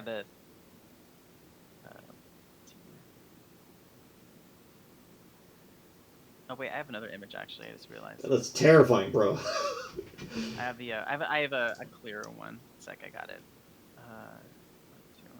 I'm actually, yeah. So mine was my Godzilla is very dinosaurian. Yes, I kind of want to pay homage to the, you know, there you go, old school dinosaur roots of that. But I still am playing with it. Its genetic stock is probably something very much inspired by ceratosaurs or something of that nature. But again, these are early roughs. Justin's looks horrifying and beautiful. I love the kind of, you know, almost mammalian look to the face. You know. Yeah, I always thought of the sort of like the crescent moon shape that they have on the top of it was like floating. Ooh, you know, lovely. like, and then like that's, I just like to think of, I like to think of really eldritch kind of dark stuff like that. It's cosmic horror. There you go. He's a cosmic horror. So I like and that's the thing. What we wanted to juxtapose. So Justin's cosmic horror Godzilla versus my kind of Earth core Spec Evo Godzilla. It is a beautiful blend. You have to admit that is quite the matchup, because there's so much. They're so contradicting in a sense that they go together so perfectly because of that. So you get to see like this kind of, you know, very intelligent animal fight like pretty much a sapient god. You know, like it's gonna be an interesting kind of fight. But yeah, I'm literally beyond. I'm it's gonna be beyond excited. it's It's gonna be gonna a fun, be it's gonna be a fun time. a really, really, really fun time.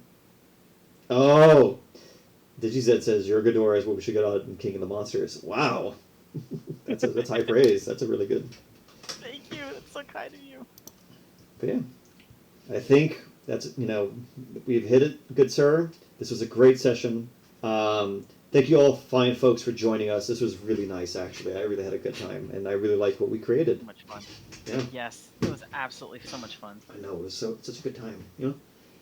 And thank you all for joining us. Thank you all for joining us. We're noticing that we're getting a greater turn up with each of these streams. So thank you for being here. Thank you for joining us. I hope we have some words of wisdom to be able to pass on to help you to be more creative, allow yourselves to have more fun. Not put so much stress on yourselves, and more importantly, above all, to take care of yourselves while being an artist. Because we as artists know that we can be very, very, very get into the zone and very Into it. distracted away from our regular health. So hopefully you're taking care of yourselves, drinking plenty of water, eating what you need to eat, getting at least a little bit of exercise, try to walk around a little bit, do your stretches, but definitely take care of yourselves on your artist journey. Yeah. And if you created any work while we were working with us, feel free to tag us on Instagram. We love reposting, and share it in the Discord too. We're always there, and we can give feedback and advice. And like I said, the community is just kind of a chill spot for people to share their designs, their JurassiCore vibes, and get feedback and just have a safe space to create. But yeah, we'll be back again next Tuesday. I'll be more free, and I might be engaging a third stream sessions. Oh, cool. Yeah, thank you for joining us, Alante. It was really cool to have you here. But yeah, for myself, I have a lot of things going. I just launched my podcast. You can find episode 0 on Spotify. We'll be getting at other platforms soon, but it's the Mindscape Museum, and I have a lot of cool guests. Justin is one of them. He's coming up soon. But yeah, it's a really cool thing, and I'll be doing more. I am going to be trying to do one more stream during my break as I'm getting out of final season and into my winter break, which will give me more free time to focus on my stream on streams and other things of that nature. So, and I got some ideas of what that might be. But Justin, I know you're going to be streaming soon, eventually, right? Yes, I will. It's gonna be there. They will be on Thursdays at 5 o'clock. At 5 or 6, I think it's gonna be at 6. 6 seems to be a really good time for just everything. So Yeah, Thursdays at 6. I can't wait. I can't wait It to won't be this week, and it won't be next week, but they're gonna be soon. They're going to be very soon. Just let me know when that happens, and I can't wait to sit in and watch. But yeah, I stream every Sunday, and that's going to be more of my world building project for my graphic novel series that I'm working on. And that's more, traditional, which is pretty much what you see in here, but more in-depth viz dev, where I get into a lot of, design, and prop environments, so on and so forth, and really trying to challenge and practice.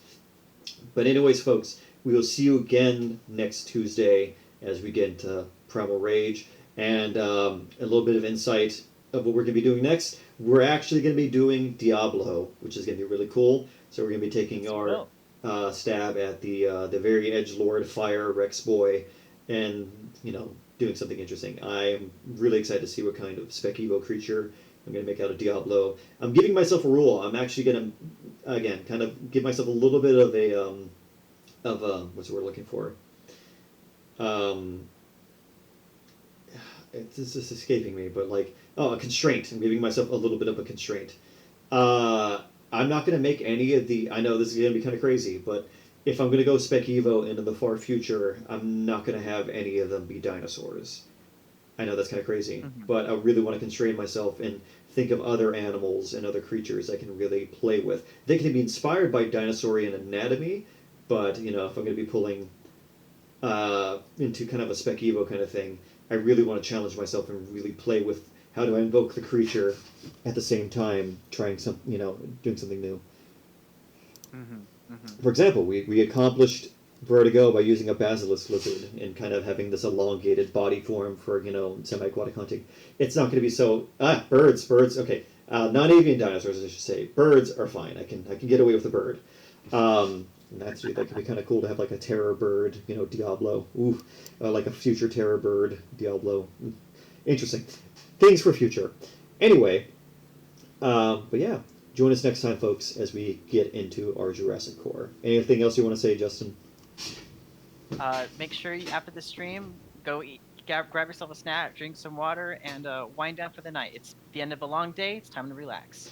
Or if it's the beginning of your day, wherever you're in the world, have a great Drink some day. coffee. Exactly. All right, folks. Take it easy. We'll see you then. Bye. Bye, everyone.